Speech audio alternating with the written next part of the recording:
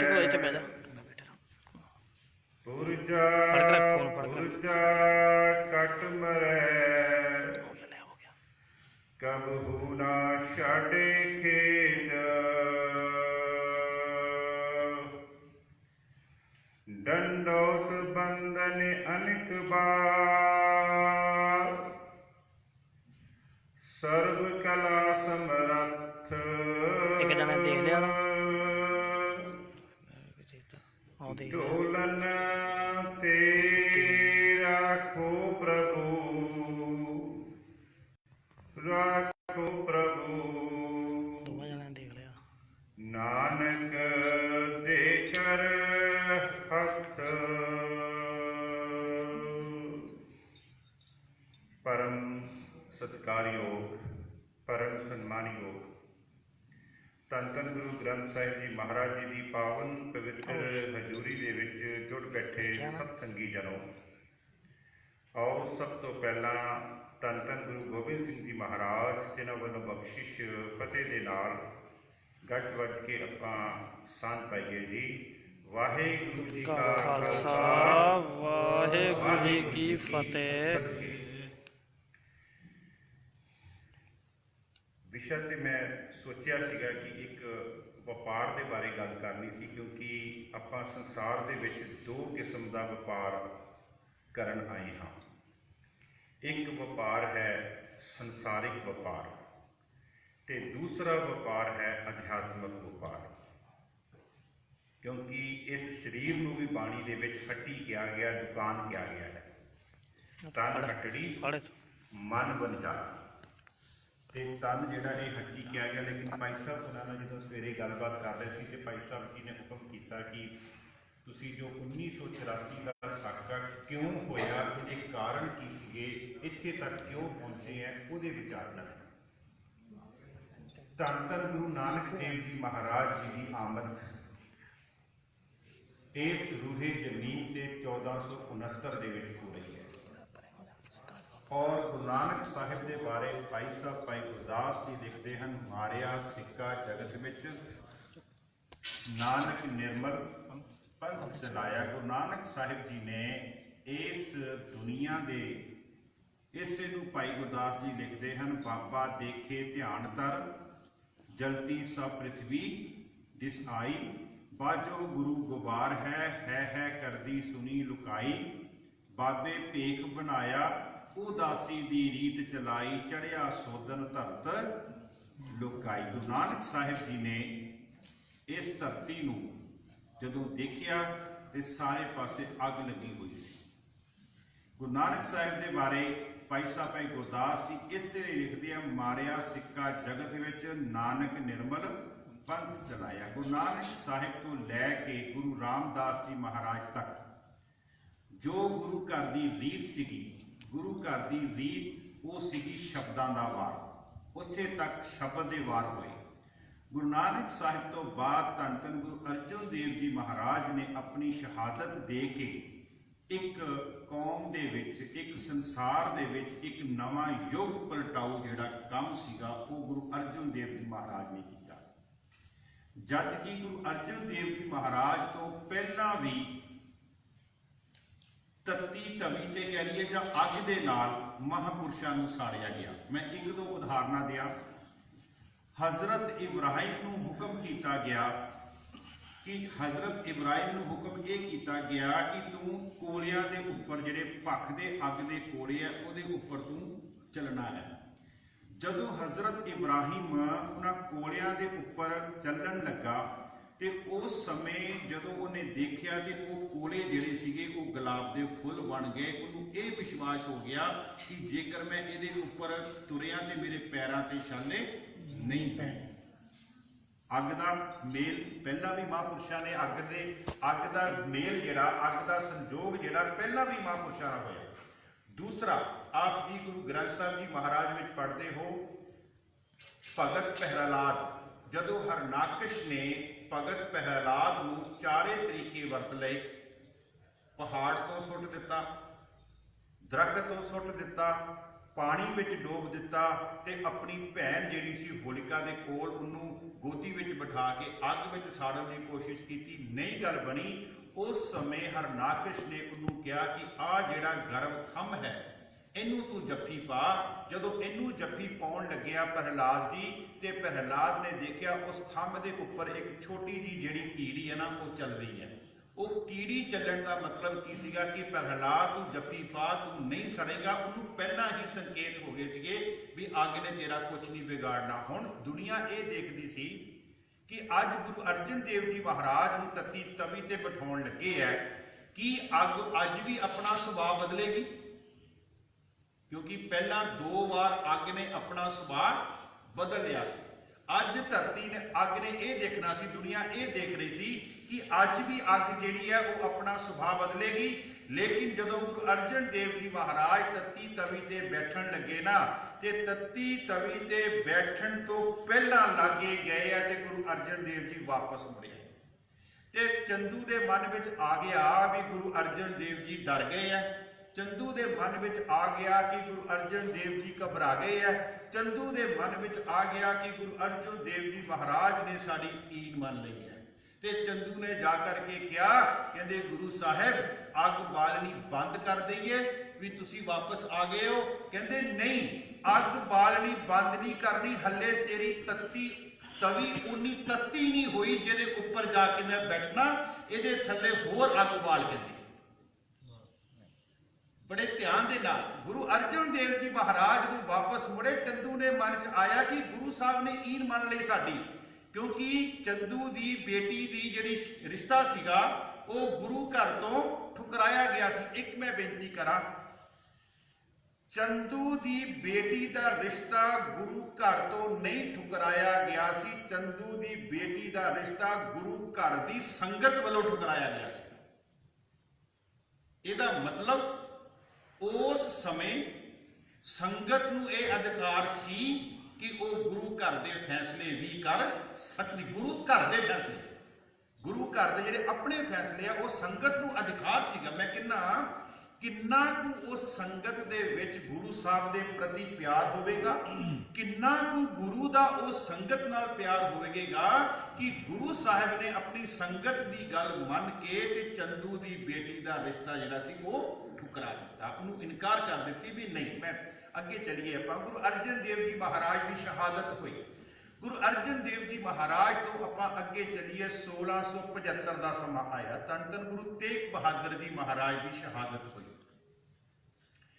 ਵੈਸੇ ਜੇਕਰ ਸ਼ਹੀਦ ਸ਼ਬਦ ਦੇਖਿਆ ਜਾਵੇ ਨਾ, ਹਿੰਦੁਸਤਾਨ ਦੀ ਧਰਤੀ ਦੇ ਉੱਪਰ ਅਨੇਕਾਂ ਗ੍ਰੰਥ ਲਿਖੇ ਗਏ ਹੈ, ਜਿਨ੍ਹਾਂ ਦੇ ਵਿੱਚ ਰਿਗਵੇਦ, ਉਪਨਿਸ਼ਦ, ਸ਼ਾਸਤਰ ਤੇ ਪੁਰਾਣ, ਇਹ ਸਾਰੇ ਗ੍ਰੰਥ ਲਿਖੇ ਗਏ। ਲੇਕਿਨ ਇਹਨਾਂ ਕਿਸੇ ਵੀ ਗ੍ਰੰਥਾਂ ਦੇ ਵਿੱਚ ਸ਼ਹੀਦ ਸ਼ਬਦ ਨਹੀਂ ਆ ਰਿਹਾ। ਸ਼ਹੀਦ ਸ਼ਬਦ ਨਹੀਂ ਆ ਰਿਹਾ। ਇੱਕ ਸ਼ਬਦ ਆ ਰਿਹਾ ਕੁਰਬਾਨੀ, ਇੱਕ ਸ਼ਬਦ ਆ ਰਿਹਾ ਬਲੀਦਾਨ। ਬਲੀਦਾਨ ਸ਼ਬਦ ਵੀ ਕਿੱਥੋਂ ਬਣਿਆ? ਜਦੋਂ ਬਲ ਰਾਜਾ ਨੇ ਆਪਣੇ ਸਰੀਰ ਦਾ ਦਾਨ ਕੀਤਾ ਸੀ, ਉਸ ਸਮੇਂ। ਇਹਦਾ ਕਿਤੇ ਫੇਰ ਆਪਾਂ ਵਿਸਥਾਰ ਨਾਲ ਗੱਲ ਕਰਾਂਗੇ ਬਲੀਦਾਨ। ਔਰ ਹਿੰਦੁਸਤਾਨ ਦੀ ਧਰਤੀ ਤੇ ਅਗਰ ਸ਼ਹੀਦ ਸ਼ਬਦ ਲੈ ਕੇ ਆਂਦਾ ਨਾ, ਤੇ ਸਭ ਤੋਂ ਪਹਿਲਾਂ ਭਗਤ ਰਵਿਦਾਸ ਜੀ ਦੀ ਬਾਣੀ ਦੇ ਵਿੱਚ ਸ਼ਬਦ ਆ ਰਿਹਾ ਸ਼ਹੀਦ। ਮਲਾਰ ਰਾਗ ਦੇ ਵਿੱਚ ਉਹਨਾਂ ਦੀ ਬਾਣੀ ਵਿੱਚ ਸ਼ਬਦ ਆ ਰਿਹਾ ਸ਼ਹੀਦ। ਬੜੇ ਧਿਆਨ ਦੇ ਨਾਲ ਦੂਸਰੀ ਵਾਰ ਸ਼ਹੀਦ ਸ਼ਬਦ ਜਿਹੜਾ ਆ ਰਿਹਾ ਉਹ ਧੰਨ ਧੰਨ ਗੁਰੂ ਨਾਨਕ ਦੇਵ ਜੀ ਮਹਾਰਾਜ ਦੀ ਬਾਣੀ ਦੇ ਵਿੱਚ ਸ਼ਹੀਦ ਸ਼ਬਦ ਆ ਰਿਹਾ, ਸ੍ਰੀ ਰਾਗ ਦੀ ਬਾਣੀ ਵਿੱਚ ਆ ਰਿਹਾ। ਸੋ ਮੇਰੇ ਕਹਿਣ ਤੋਂ ਭਾਵ ਹਿੰਦੁਸਤਾਨ ਦੀ ਧਰਤੀ ਤੇ ਗੁਰੂ ਗ੍ਰੰਥ ਸਾਹਿਬ ਜੀ ਦੀ ਆਮਦ ਤੋਂ ਪਹਿਲਾਂ, ਆਦਿ ਗ੍ਰੰਥ ਲਿਖਣ ਤੋਂ ਪਹਿਲਾਂ, ਰਚਨ ਤੋਂ ਪਹਿਲਾਂ ਜਿੰਨੇ ਵੀ ਗ੍ਰੰਥ ਸੀ ਉਹਨਾਂ 'ਚ ਸ਼ਹੀਦ ਸ਼ਬਦ ਨਹੀਂ ਸੀ। ਜੇ ਸ਼ਹੀਦ ਸ਼ਬਦ ਹਿੰਦੁਸਤਾਨ ਦੀ ਧਰਤੀ ਤੇ ਆਇਆ ਤੇ ਸਭ ਤੋਂ ਪਹਿਲਾਂ ਭਗਤ ਰਵਿਦਾਸ ਜੀ ਦੀ ਬਾਣੀ ਵਿੱਚ ਆਇਆ, ਔਰ ਦੂਜੇ ਨੰਬਰ ਤੇ ਗੁਰੂ ਨਾਨਕ ਸਾਹਿਬ ਦੀ ਬਾਣੀ ਵਿੱਚ ਆਇਆ। 2 ਵਾਰ ਸ਼ਹੀਦ ਸ਼ਬਦ ਗੁਰੂ ਗ੍ਰੰਥ ਸਾਹਿਬ ਵਿੱਚ ਆਇਆ, ਤੀਜੀ ਵਾਰ ਨਹੀਂ ਆਇਆ। ਗੁਰੂ ਗ੍ਰੰਥ ਸਾਹਿਬ ਵਿੱਚ ਕੁਰਬਾਨੀ ਹੈ, ਬਲਿਹਾਰੇ ਹੈ, ਬਲੀਦਾਨ ਸ਼ਬਦ ਹੈ, ਲੇਕਿਨ ਸ਼ਹੀਦ ਸ਼ਬਦ ਸਿੱਧੇ ਰੂਪ ਦੇ ਵਿੱਚ ਤੁਸੀਂ ਦੇਖਣਾ ਤੇ ਸਿਰਫ 2 ਵਾਰ ਆਇਆ। ਦੂਸਰੀ ਗੱਲ ਕਰੀਏ, ਪਵਿੱਤਰ ਪੁਰਾਣ ਦੇ ਵਿੱਚ ਜਿਹੜਾ ਸ਼ਹੀਦ ਸ਼ਬਦ ਹੈ ਉਹ 35 ਵਾਰ ਆਇਆ। ਸ਼ਹੀਦ ਸ਼ਬਦ ਹੈ ਵੀ ਵੈਸੇ ਫਾਰਸੀ ਭਾਸ਼ਾ ਦਾ ਸ਼ਬਦ ਹੈ, ਇਹ ਪੰਜਾਬੀ ਦਾ ਸ਼ਬਦ ਨਹੀਂ ਹੈ। ਸ਼ਹੀਦ ਸ਼ਬਦ ਚੱਲਿਆ ਕਿੱਥੋਂ? ਮੈਂ ਥੋੜਾ ਜਿਹਾ ਟਿਊਬ ਮਾਤਰ ਚੱਲਾਂ ਕਿਉਂਕਿ ਸਫ਼ਰ ਬਹੁਤ ਲੰਬਾ ਤੈਅ ਕਰਨਾ। ਸ਼ਹੀਦ ਸ਼ਬਦ ਚੱਲਿਆ ਜੀ ਯਹੂਦੀਆਂ ਤੋਂ। ਯਹੂਦੀਆਂ ਨੂੰ ਜਦੋਂ ਉਹਨਾਂ ਦਾ ਪੈਗੰਬਰ ਮਿਲਿਆ, ਉਸ ਪੈਗੰਬਰ ਨੇ ਉਹਨੂੰ ਮੋਜ਼ਸ ਕਹਿੰਦੇ ਆ, ਉਸ ਮੋਜ਼ਸ ਨੇ ਯਹੂਦੀਆਂ ਨੂੰ 10 ਸਿੱਖਿਆਵਾਂ ਦਿੱਤੀਆਂ ਵੀ ਤੁਸੀਂ ਇਹਨਾਂ 10 ਸਿੱਖਿਆਵਾਂ ਦਾ ਪ੍ਰਚਾਰ ਕਰੋ। ਜਦੋਂ ਤੁਸੀਂ ਇਹਨਾਂ 10 ਸਿੱਖਿਆਵਾਂ ਦਾ ਪ੍ਰਚਾਰ ਕਰੋਗੇ ਤੁਹਾਡੀ ਜ਼ਿੰਦਗੀ ਜਿਹੜੀ ਸੁਖੈਨ ਹੋ ਜਾਵੇਗੀ। ਯਹੂਦੀਆਂ ਨੇ ਉਹਨਾਂ 10 ਸਿੱਖਿਆਵਾਂ ਦਾ ਪ੍ਰਚਾਰ ਕਰਨਾ ਸ਼ੁਰੂ ਕੀਤਾ ਤੇ ਜਦੋਂ ਪ੍ਰਚਾਰ ਕਰਦੇ ਤੇ ਯੂਨਾਨੀਆਂ ਨੇ ਉਹਨਾਂ ਨੂੰ ਮਾਰਨਾ ਸ਼ੁਰੂ ਕੀਤਾ। ਯੂਨਾਨ ਦਾ ਉਸ ਸਮੇਂ ਰਾਜਾ ਸੀ ਫਰਾਉਨ। ਉਹ ਫਰਾਉਨ ਰਾਜੇ ਨੇ ਉਹਨਾਂ ਨੂੰ ਮਾਰਿਆ, ਕੁੱਟਿਆ। ਉਸ ਸਮੇਂ 10 ਸਿੱਖਿਆਵਾਂ ਦਾ ਪ੍ਰਚਾਰ ਕਰਦਿਆਂ ਜਿਹੜਾ ਯਹੂਦੀ ਮਰਦਾ ਸੀ, ਕਤਲ ਹੁੰਦਾ ਸੀ, ਉਹਨੂੰ ਉਹ ਸ਼ਹੀਦ ਕਹਿੰਦੇ ਸੀ। ਯਹੂਦੀਆਂ ਤੋਂ ਬਾਅਦ ਇਹ ਆਇਆ ਈਸਾਈਆਂ ਦੇ ਕੋਲ, ਕਿਉਂਕਿ ਯਹੂਦੀਆਂ ਚੋਂ ਈਸਾਈ ਨਿਕਲੇ ਆ। ਈਸਾਈਆਂ ਦੇ ਕੋਲ ਆਇਆ। ਯਿਸੂ ਮਸੀਹ ਨੂੰ ਜਦੋਂ ਸ਼ਹੀਦ ਕੀਤਾ ਗਿਆ, ਸੂਲੀ ਤੇ ਟੰਗਿਆ ਗਿਆ, ਉਸ ਸਮੇਂ ਉਹਨਾਂ ਦੇ ਪੈਰੋਕਾਰਾਂ ਨੇ ਉਹਨਾਂ ਨੂੰ ਸ਼ਹੀਦ ਕਿਹਾ। ਈਸਾਈਆਂ ਤੋਂ ਬਾਅਦ ਜਿਹੜਾ ਸ਼ਹੀਦ ਸ਼ਬਦ ਹੈ, ਇਹ ਇਸਲਾਮ ਦੇ ਵਿੱਚ ਤੀਜੇ ਨੰਬਰ ਤੇ ਆਇਆ। ਸ਼ਹੀਦ ਸ਼ਹੀਦ ਸ਼ਬਦ ਦਾ ਆਖਰੀ ਅਰਥ ਹੈ ਸ਼ਹਾਦਤ। ਸਾਡੇ ਪੁਰਾਤਨ ਬਜ਼ੁਰਗ ਮੇਰੇ ਵੀਰ ਬੈਠੇ ਹੈ, ਤੁਸੀਂ ਕਿਤੇ ਆਪਣੇ ਬਜ਼ੁਰਗਾਂ ਨੂੰ ਪੁੱਛਿਓ, ਜਦੋਂ ਪੁਰਾਤਨ ਸਮੇਂ ਦੇ ਵਿੱਚ ਉਹ ਕੋਰਟਾਂ ਤੇ ਕਚਹਿਰੀਆਂ ਵਿੱਚ ਜਾਂਦੇ ਸੀ ਨਾ, ਤੇ ਉਹਨਾਂ ਨੂੰ ਪੁੱਛਿਆ ਜਾਂਦਾ ਸੀ ਤੁਸੀਂ ਕੀ ਕਰਨ ਚੱਲੇ ਆ, ਤੇ ਉਹ ਕਹਿੰਦੇ ਸੀ ਅੱਜ ਮੇਰੀ ਕੋਰਟ ਵਿੱਚ ਸ਼ਹਾਦਤ ਹੈ। ਸ਼ਬਦ ਯਾਦ ਆ ਗਿਆ ਨਾ, ਅੱਜ ਮੇਰੀ ਕੋਰਟ ਵਿੱਚ ਸ਼ਹਾਦਤ ਹੈ। ਸ਼ਹਾਦਤ ਦਾ ਮਤਲਬ ਹੁੰਦਾ ਸੀ ਗਵਾਹੀ ਦੇਣੀ, ਤੇ ਸ਼ਹੀਦ ਦਾ ਮਤਲਬ ਵੀ ਕੀ ਹੈਗਾ? ਗਵਾਹੀ ਦੇਣੀ, ਸ਼ਹਾਦਤ ਦੇਣੀ, ਗਵਾਹੀ ਦੇਣੀ। ਇਹ ਤੋਂ ਸ਼ਬਦ ਬਣਿਆ ਸ਼ਹੀਦ। ਹੁਣ ਇਸਲਾਮ ਧਰਮ ਦੇ ਵਿੱਚ ਜੇ ਆਪਾਂ ਸ਼ਹਾਦਤ ਦੀ ਗੱਲ ਕਰੀਏ ਨਾ, ਤੇ 5 ਕਿਸਮ ਦੇ ਸ਼ਹੀਦ ਹੈ ਇਸਲਾਮ ਦੇ ਵਿੱਚ। 5 ਕਿਸਮ ਦੇ ਇਸਲਾਮ ਦੇ ਵਿੱਚ ਸ਼ਹੀਦ ਹੈ।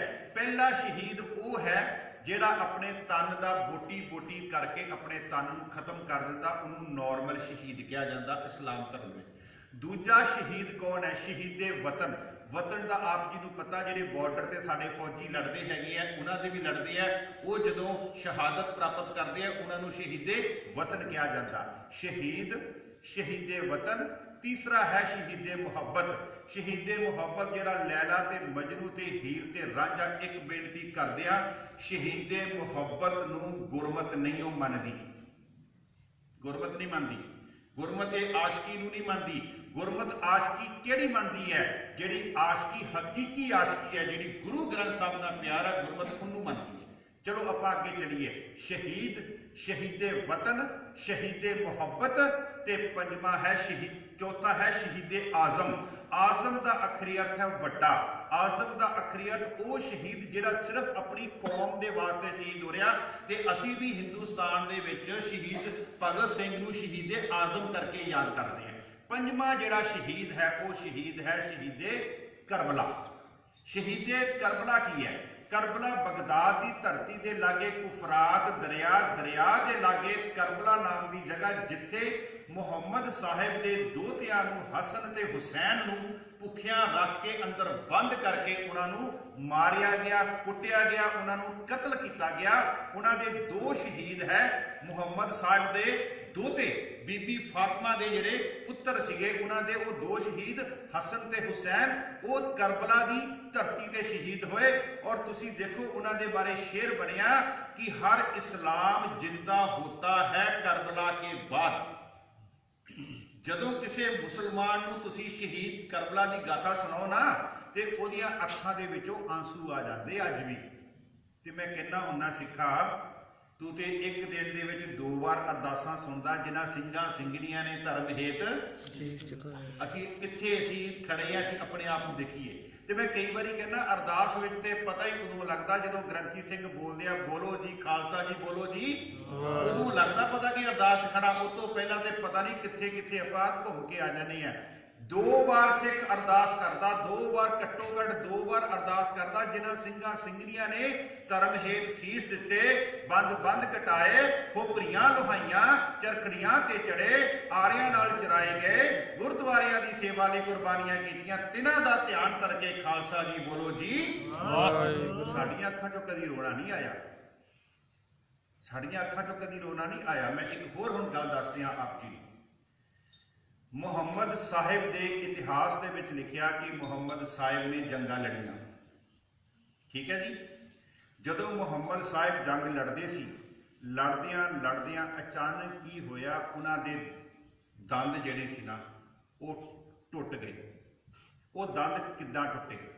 ਮੁਹੰਮਦ ਸਾਹਿਬ ਦੀ ਸੈਨਾ ਹਾਰਦੀ ਪਈ ਸੀ ਤੇ ਉਸ ਸਮੇਂ ਉਦੋਂ ਕੀ ਕੀਤਾ, ਮੁਹੰਮਦ ਸਾਹਿਬ ਨੇ ਇੱਕ ਚਲਾਕੀ ਕੀਤੀ ਵੀ ਆਪਣੇ ਘੋੜੇ ਤੋਂ ਉਤਰ ਕੇ ਤੇ ਬੇਹੋਸ਼ੀ ਹੋਣ ਦਾ ਉਹਨਾਂ ਨੇ ਇੱਕ ਨਾਟਕ ਕੀਤਾ। ਉਹ ਧਰਤੀ ਤੇ ਡਿੱਗ ਗਏ। ਉਹਨਾਂ ਨੂੰ ਇਹ ਸੀਗਾ ਕਿ ਮੈਂ ਬੇਹੋਸ਼ ਹੋਣ ਦਾ ਨਾਟਕ ਕਰ ਲੈਣਾ, ਸਵਾਸ ਆਪਣੇ ਥੋੜੇ ਸਮੇਂ ਲਈ ਬੰਦ ਕਰ ਲੈਣਾ। ਉਸ ਸਮੇਂ ਦੇ ਜਿਹੜੇ ਸੀਗੇ ਦੂਜੀ ਫੌਜ ਵਾਲੇ ਕੀ ਕਰਦੇ ਸੀਗੇ, ਜਦੋਂ ਕੋਈ ਏਦਾਂ ਲੰਮਾ ਪੈ ਜਾਂਦਾ ਸੀਗਾ ਉਹਦੇ ਫਿਰ ਦੰਦ ਦੇਖਦੇ ਸੀ, ਦੰਦਾਂ ਤੇ ਪੱਥਰ ਮਾਰ ਕੇ ਦੇਖਦੇ ਸੀ ਕਿ ਪੱਥਰ ਦੀ ਸੱਟ ਇਹ ਸਹਿ ਜਾਵੇ, ਜੇ ਤੇ ਇਹ ਮਰਿਆ ਹੋਇਆ ਫਿਰ ਤੇ ਇਹਨੇ ਸੱਟ ਸਹਿ ਲਈ ਹੈ, ਤੇ ਜੇ ਜਿੰਦਾ ਤੇ ਇਹ ਦੰਦਾਂ ਤੇ ਪੱਥਰ ਮਾਰ ਕੇ ਉੱਠ ਪਵੇਗਾ ਤੇ ਫਿਰ ਇਹਦਾ ਅਸੀਂ ਕਤਲ ਕਰ ਦੇਵਾਂਗੇ। ਉਹ ਜਦੋਂ ਪੱਥਰ ਮਾਰਿਆ ਗਿਆ ਉਸ ਸਮੇਂ ਮੁਹੰਮਦ ਸਾਹਿਬ ਦਾ ਦੰਦ ਟੁੱਟ ਗਿਆ। ਜਦੋਂ ਦੰਦ ਟੁੱਟ ਗਿਆ ਉਹਨਾਂ ਨੇ ਦੰਦ ਟੁੱਟਣ ਦੀ ਤਕਲੀਫ ਤਾਂ ਸਹਿ ਲਈ ਪਰ ਉਹ ਉੱਠੇ ਨਹੀਂ। ਉਹਨੂੰ ਪਤਾ ਸੀ ਜੇ ਮੈਂ ਉੱਠ ਪੈਂਦਾ ਤੇ ਮੈਨੂੰ ਇਹਨਾਂ ਨੇ ਮਾਰ ਦੇਣਾ।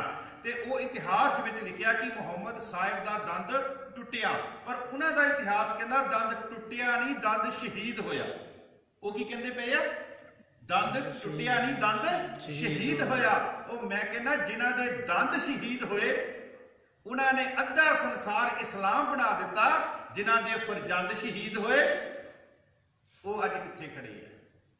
ਜਿਨ੍ਹਾਂ ਦੇ ਫਰਜ਼ੰਦ ਸ਼ਹੀਦ ਹੋਏ, ਬਾਬਾ ਜ਼ੋਰਾਵਰ ਸਿੰਘ ਤੇ ਬਾਬਾ ਫਤਿਹ ਸਿੰਘ, ਬਾਬਾ ਅਜੀਤ ਸਿੰਘ ਤੇ ਬਾਬਾ ਜੁਝਾਰ ਸਿੰਘ, ਜਿਨ੍ਹਾਂ ਦੇ ਫਰਜ਼ੰਦ ਸ਼ਹੀਦ ਹੋਏ ਉਹਨਾਂ ਨੇ ਸਿੱਖੀ ਆਪਣੇ ਘਰ ਤੋਂ ਬਾਹਰ ਤਾਂ ਕੀ ਪਹੁੰਚਾਣੀ ਸੀ, ਉਹਨਾਂ ਦੇ ਘਰਾਂ ਦੇ ਵਿੱਚੋਂ ਸਿੱਖੀ ਗਾਇਬ ਹੋ ਗਈ। ਜਿਨ੍ਹਾਂ ਦੇ ਦੰਦ ਸ਼ਹੀਦ ਹੋਏ, ਤੁਸੀਂ ਦੇਖੋ ਕਿੰਨੇ ਅਰਬ ਕੰਟਰੀਆਂ ਤੁਹਾਡੇ ਆਸੇ-ਪਾਸੇ, ਇਸਲਾਮ ਦੀ ਗਿਣਤੀ ਕਰ ਲਓ, ਜਿਨ੍ਹਾਂ ਦੇ ਦੰਦ ਸ਼ਹੀਦ ਹੋਏ ਅੱਧਾ ਵਰਲਡ ਉਹਨਾਂ ਨੇ ਇਸਲਾਮ ਬਣਾ ਦਿੱਤਾ। ਜਿਨ੍ਹਾਂ ਦੇ ਫਰਜ਼ੰਦ ਸ਼ਹੀਦ ਹੋਏ ਉਹਨਾਂ ਦੇ ਸਿੱਖੀ ਆਪਣੇ ਘਰ ਤੋਂ ਬਾਹਰ ਤਾਂ ਕੀ ਪਹੁੰਚਾਣੀ ਸੀ, ਉਹਨਾਂ ਦੇ ਘਰਾਂ ਚੋਂ ਸਿੱਖੀ ਗਾਇਬ ਹੋ ਗਈ। ਖੈਰ, ਇਸਲਾਮ ਧਰਮ ਦੇ ਵਿੱਚ ਇਹ ਇੱਕ ਤੁਹਾਨੂੰ ਇੱਕ ਮਿਹਨਾ ਹੈ ਮੇਰਾ, ਜਾਨੀ ਕਿ ਤੁਸੀਂ ਇਸ ਗੱਲ ਨੂੰ ਸੀਨੇ ਵਿੱਚ ਲਿਓ। ਮਹਾਰਾਜ ਬਖਸ਼ਿਸ਼ ਕਰੇ ਤੁਹਾਡੇ ਤੇ, ਤੁਸੀਂ ਆਪਣੇ ਆਪ ਨੂੰ ਸਾਬਤ ਸੂਰਤ ਆਪਾਂ ਹੋਈਏ। ਮੇਰੀ ਇਹ ਬੇਨਤੀ ਹੈ ਤੁਹਾਡੇ, ਮੈਂ ਤੁਹਾਨੂੰ ਲਾ ਕੇ ਨਹੀਂ ਕਹਿ ਰਿਹਾ, ਸਿਰਫ ਮੇਰੇ ਇੱਕ ਅੰਦਰ ਦੀ ਭਾਵਨਾ ਵਿੱਚ ਜੋ ਅਸਲੀਅਤ ਹੈ ਉਹ ਮੈਂ ਆਪ ਜੀ ਦੇ ਸਾਹਮਣੇ ਰੱਖ ਰਿਹਾ। ਅੱਗੇ ਚਲੀਏ। ਸਿੱਖ ਧਰਮ ਦੇ ਵਿੱਚ ਜਿਹੜੀ ਸ਼ਹਾਦਤ ਹੈ ਉਹ ਦੋ ਕਿਸਮ ਦੀ ਹੈ। ਇਸਲਾਮ ਧਰਮ ਦੀ ਸ਼ਹਾਦਤ 5 ਕਿਸਮ ਦੀ ਹੈ। ਸਿੱਖ ਧਰਮ ਦੀ ਸ਼ਹਾਦਤ ਜਿਹੜੀ ਗੁਰੂ ਨਾਨਕ ਦੇ ਘਰ ਦੀ ਹੈ ਉਹ 2 ਕਿਸਮ ਦੀ ਹੈ। ਪਹਿਲੀ ਸ਼ਹਾਦਤ ਹੈ ਸਿੱਦਕੀ ਸ਼ਹੀਦੀ। ਸਿੱਦਕੀ ਗੁਰੂ ਅਰਜਨ ਦੇਵ ਜੀ ਮਹਾਰਾਜ, ਵਿਰੋਧ ਨਹੀਂ ਕੀਤਾ ਉਹਨਾਂ ਨੇ, ਤੇਰਾ ਕੀਆ ਮੀਠਾ। ਤੇ ਕਦੀ ਇਸ ਪੰਕਤੀ ਤੇ ਵਿਚਾਰ ਕੀਤਾ? ਇਤਿਹਾਸ ਸਾਡਾ ਕਹਿੰਦਾ ਪਿਆ ਕਿ ਗੁਰੂ ਅਰਜਨ ਦੇਵ ਜੀ ਤੱਤੀ ਤਵੀ ਤੇ ਬੈਠ ਕੇ ਕਹਿ ਰਹੇ ਕੀਆ ਮੀਠਾ ਲਾਗੇ ਹਰ ਨਾਮ ਪਦਾਰਥ ਨਾਨਕ ਆਈ। ਏਸੀ ਕਮਰਿਆਂ 'ਚ ਬਹਿ ਕੇ ਆਪਣੀ ਨਾਨਕ ਦਾ ਨਾਮ ਜਪਦੇ ਪਏ। ਤੇ ਗੁਰੂ ਅਰਜਨ ਦੇਵ ਜੀ ਤੱਤੀ ਤਵੀ ਤੇ ਬੈਠ ਕੇ ਨਾਮ ਜਪਦੇ ਪਏ ਆ। ਮੰਗਦੇ ਕੀ ਪਏ ਆ? ਹਰ ਨਾਮ ਪਦਾਰਥ ਨਾਨਕ ਮੰਗੇ। ਕਹਿੰਦੇ ਮੈਂ ਨਾਮ ਦਾ ਜਿਹੜਾ ਪਦਾਰਥ ਹੈ ਉਹ ਗੁਰੂ ਨਾਨਕ ਦੇ ਚਰਨਾਂ 'ਚੋਂ ਮੰਗਦਾ ਪਿਆ। ਤੇ ਸਿੱਖਾ ਤੂੰ ਕਿੱਥੇ ਖੜਾ? ਤੇਰੇ ਘਰ ਦੇ ਵਿੱਚ ਏਸੀ, ਤੇਰੀਆਂ ਗੱਡੀਆਂ ਦੇ ਵਿੱਚ ਏਸੀ, ਤੇਰੇ ਦਫ਼ਤਰਾਂ ਦੇ ਵਿੱਚ ਏਸੀ, ਤੂੰ ਤਾਂ ਵੀ ਨਹੀਂ ਜਾਨੀ ਕਿ ਨਾਮ ਮੰਗਦਾ ਪਿਆ। ਇਹ ਸਾਡੇ ਹਾਲਾਤ। ਭਾਈ ਸਾਹਿਬ ਨੇ ਜਦੋਂ ਸਹਿਜ ਪਾਠ ਦੀ ਸੰਪੂਰਨਤਾ ਕੀਤੀ ਨਾ ਤੇ ਉੱਥੇ ਸ਼ਬਦ ਆਇਆ, ਆਖਰੀ ਪੰਕਤੀ ਸੀ ਕਿ ਨਾ ਜਿਹੜਾ ਨਾਮ ਹੈ ਨਾ ਉਹ ਮੈਂ ਪਰਮਾਤਮਾ ਤੋਂ ਮੰਗਾ, ਕਿਉਂਕਿ ਨਾਮ ਤੋਂ ਬਗੈਰ ਸਿੱਖਾ ਤੇਰਾ ਨਹੀਂ ਸਰਨਾ। ਇਹ ਨਾਮ ਪਰਮਾਤਮਾ ਨੇ ਪੈਦਾ ਕੀਤਾ। ਤੁਸੀਂ ਬਚਨ ਪੜ੍ਹਦੇ ਹੋ, ਆਸਾ ਦੀ ਵਾਰ ਦਾ ਆਪੀਨੇ ਆਪ ਸਾਜਿਓ। ਪਹਿਲਾਂ ਪਰਮਾਤਮਾ ਨੇ ਆਪਣੇ ਆਪ ਨੂੰ ਬਣਾਇਆ। ਆਪੀਨੇ ਰਚਿਓ ਨਾਉ, ਦੂਜੀ ਥਾਂ ਤੇ ਉਹਨੇ ਆਪਣਾ ਨਾਮ ਤਿਆਰ ਕੀਤਾ, ਨਾਮ ਪੈਦਾ ਕੀਤਾ ਜਿਹਨੂੰ ਜਪਾਉਣਾ ਸੀਗਾ। ਆਪੀਨੇ ਆਪ ਸਾਜਿਓ, ਆਪੀਨੇ ਰਚਿਓ ਨਾਉ। ਤੀਸਰੇ ਕੰਮ ਤੇ ਉਹਨੇ ਕੀ ਕੀਤਾ? ਦੁਈ ਕੁਦਰਤ ਸਾਜੀਐ ਕਰ ਆਸਨ ਡਿਠੋ ਚੌ। ਤੀਸਰੇ ਕੰਮ ਤੇ ਉਹਨਾਂ ਨੇ ਕੰਮ ਕੀਤਾ, ਪਰਮਾਤਮਾ ਨੇ ਇਹ ਸੰਸਾਰ ਬਣਾਇਆ। ਪਹਿਲਾਂ ਉਹਨੇ ਆਪਣੇ ਆਪ ਨੂੰ ਬਣਾਇਆ ਰੱਬ ਨੇ, ਫਿਰ ਉਹਨੇ ਆਪਣਾ ਨਾਮ ਬਣਾਇਆ ਜਿਹੜਾ ਉਹਨੇ ਸੰਸਾਰ ਨੂੰ ਦੇਣਾ ਸੀਗਾ। ਤੀਜੇ ਨੰਬਰ ਤੇ ਆ ਕੇ ਉਹਨੇ ਸੰਸਾਰ ਬਣਾਇਆ। ਕਰ ਆਸਨ ਡਿਠੋ ਚੌ, ਆਪੀਨੇ ਆਪ ਸਾਜਿਓ, ਆਪੀਨੇ ਰਚਿਓ ਨਾਉ, ਦੁਈ ਕੁਦਰਤ ਸਾਜੀਏ। ਮਾਫ ਕਰਨਾ, ਦੁਈ ਕੁਦਰਤ ਸਾਜੀਏ। ਤੀਜੇ ਨੰਬਰ ਤੇ ਦੁਈ ਕੁਦਰਤ ਸਾਜੀਏ। ਤੇ ਫਿਰ ਰੱਬ ਸਾਜ ਕੇ ਬਾਹਰ ਨਹੀਂ ਗਿਆ।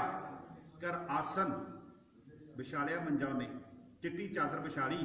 ਕਰ ਆਸਨ ਡਿਠੋ, ਦੇਖ ਰਿਹਾ ਮੇਰੇ ਸਿੱਖ ਕੀ ਕਰਤੂਤਾਂ ਕਰ ਰਹੇ ਆ।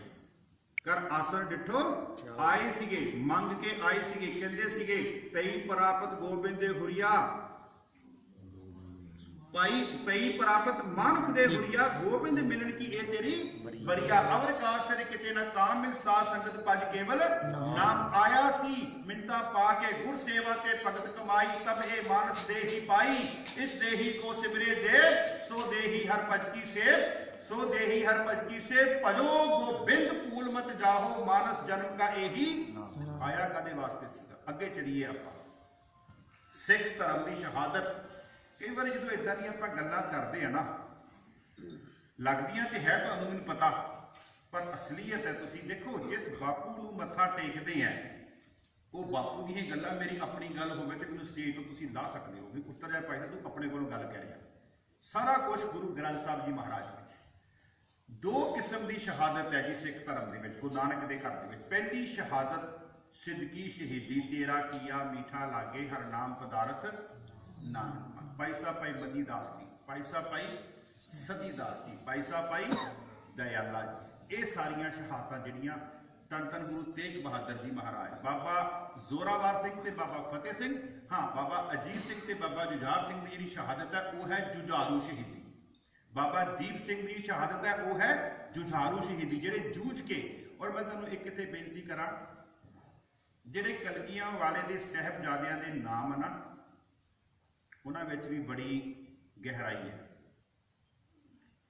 ये नाम कल्ले कलगियां वाले दे साहिबजादियां दे नहीं हैगे, ये चारे नाम सिख दे चार गुण है। ध्यान दिओ इस गल। पहला नाम है बाबा अजीत सिंह। अजीत का अखरी अर्थ है जिन्हों कोई जित नहीं सकता। मानते हो गल? नाम का अजीत हूं जीता ना जाऊंगा, जीता तो गया जीता नहीं आऊंगा।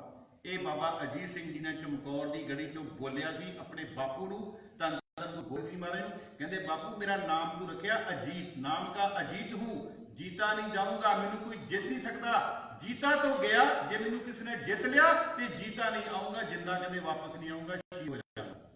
नाम का अजीत हूं जीता नहीं जाऊंगा, जीता तो गया जीता नहीं आऊंगा। समझ गए ना? कहते जे मैनू किसी ने जित लिया तो मैं जिंदा वापस नहीं आना। चलो जी, पहला अजीत जिन्हों कोई जित नहीं सकता।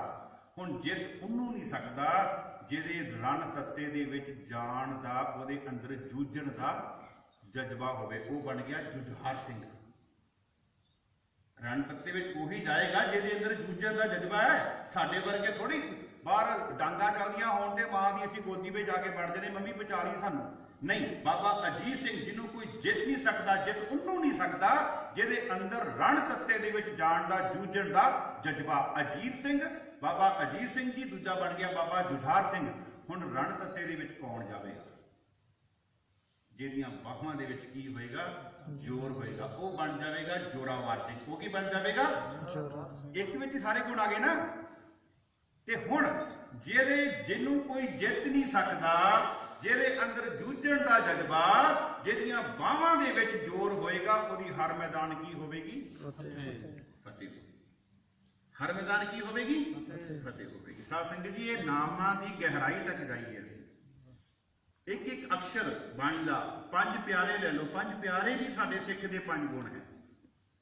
दया, दया तो बाद की है? धर्म।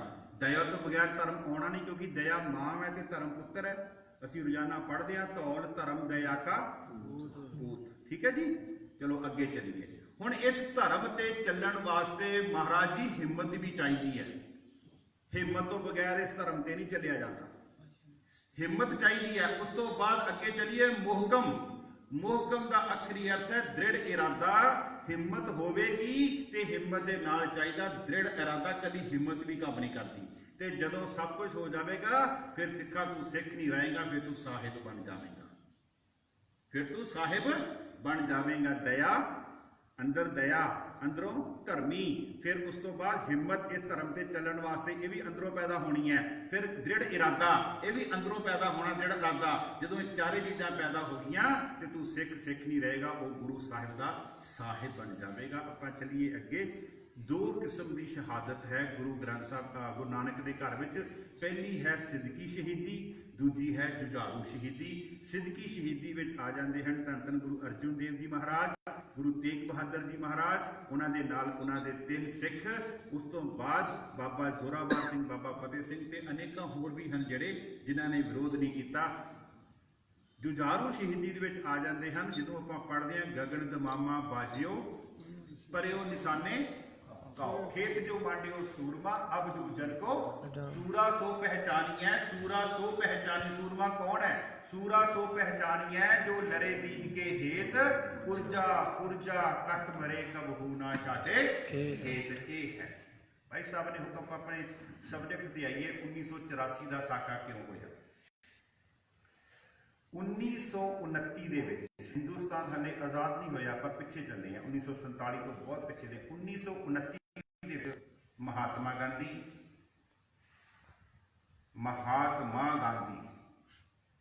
ਦੁਨੀਆ ਕਹਿੰਦੀ ਹੋਏਗੀ ਮਹਾਆਤਮਾ, ਠੀਕ ਹੈ ਮਹਾਆਤਮਾ, ਲੇਕਿਨ ਨਹੀਂ ਚਲੋ ਜੋ ਨਾ ਹੁਣ ਉਹਦਾ ਪ੍ਰਚਲਿਤ ਹੈ ਉਹੀ ਆਪਾਂ ਲੈ ਲੈਂਦੇ ਆ।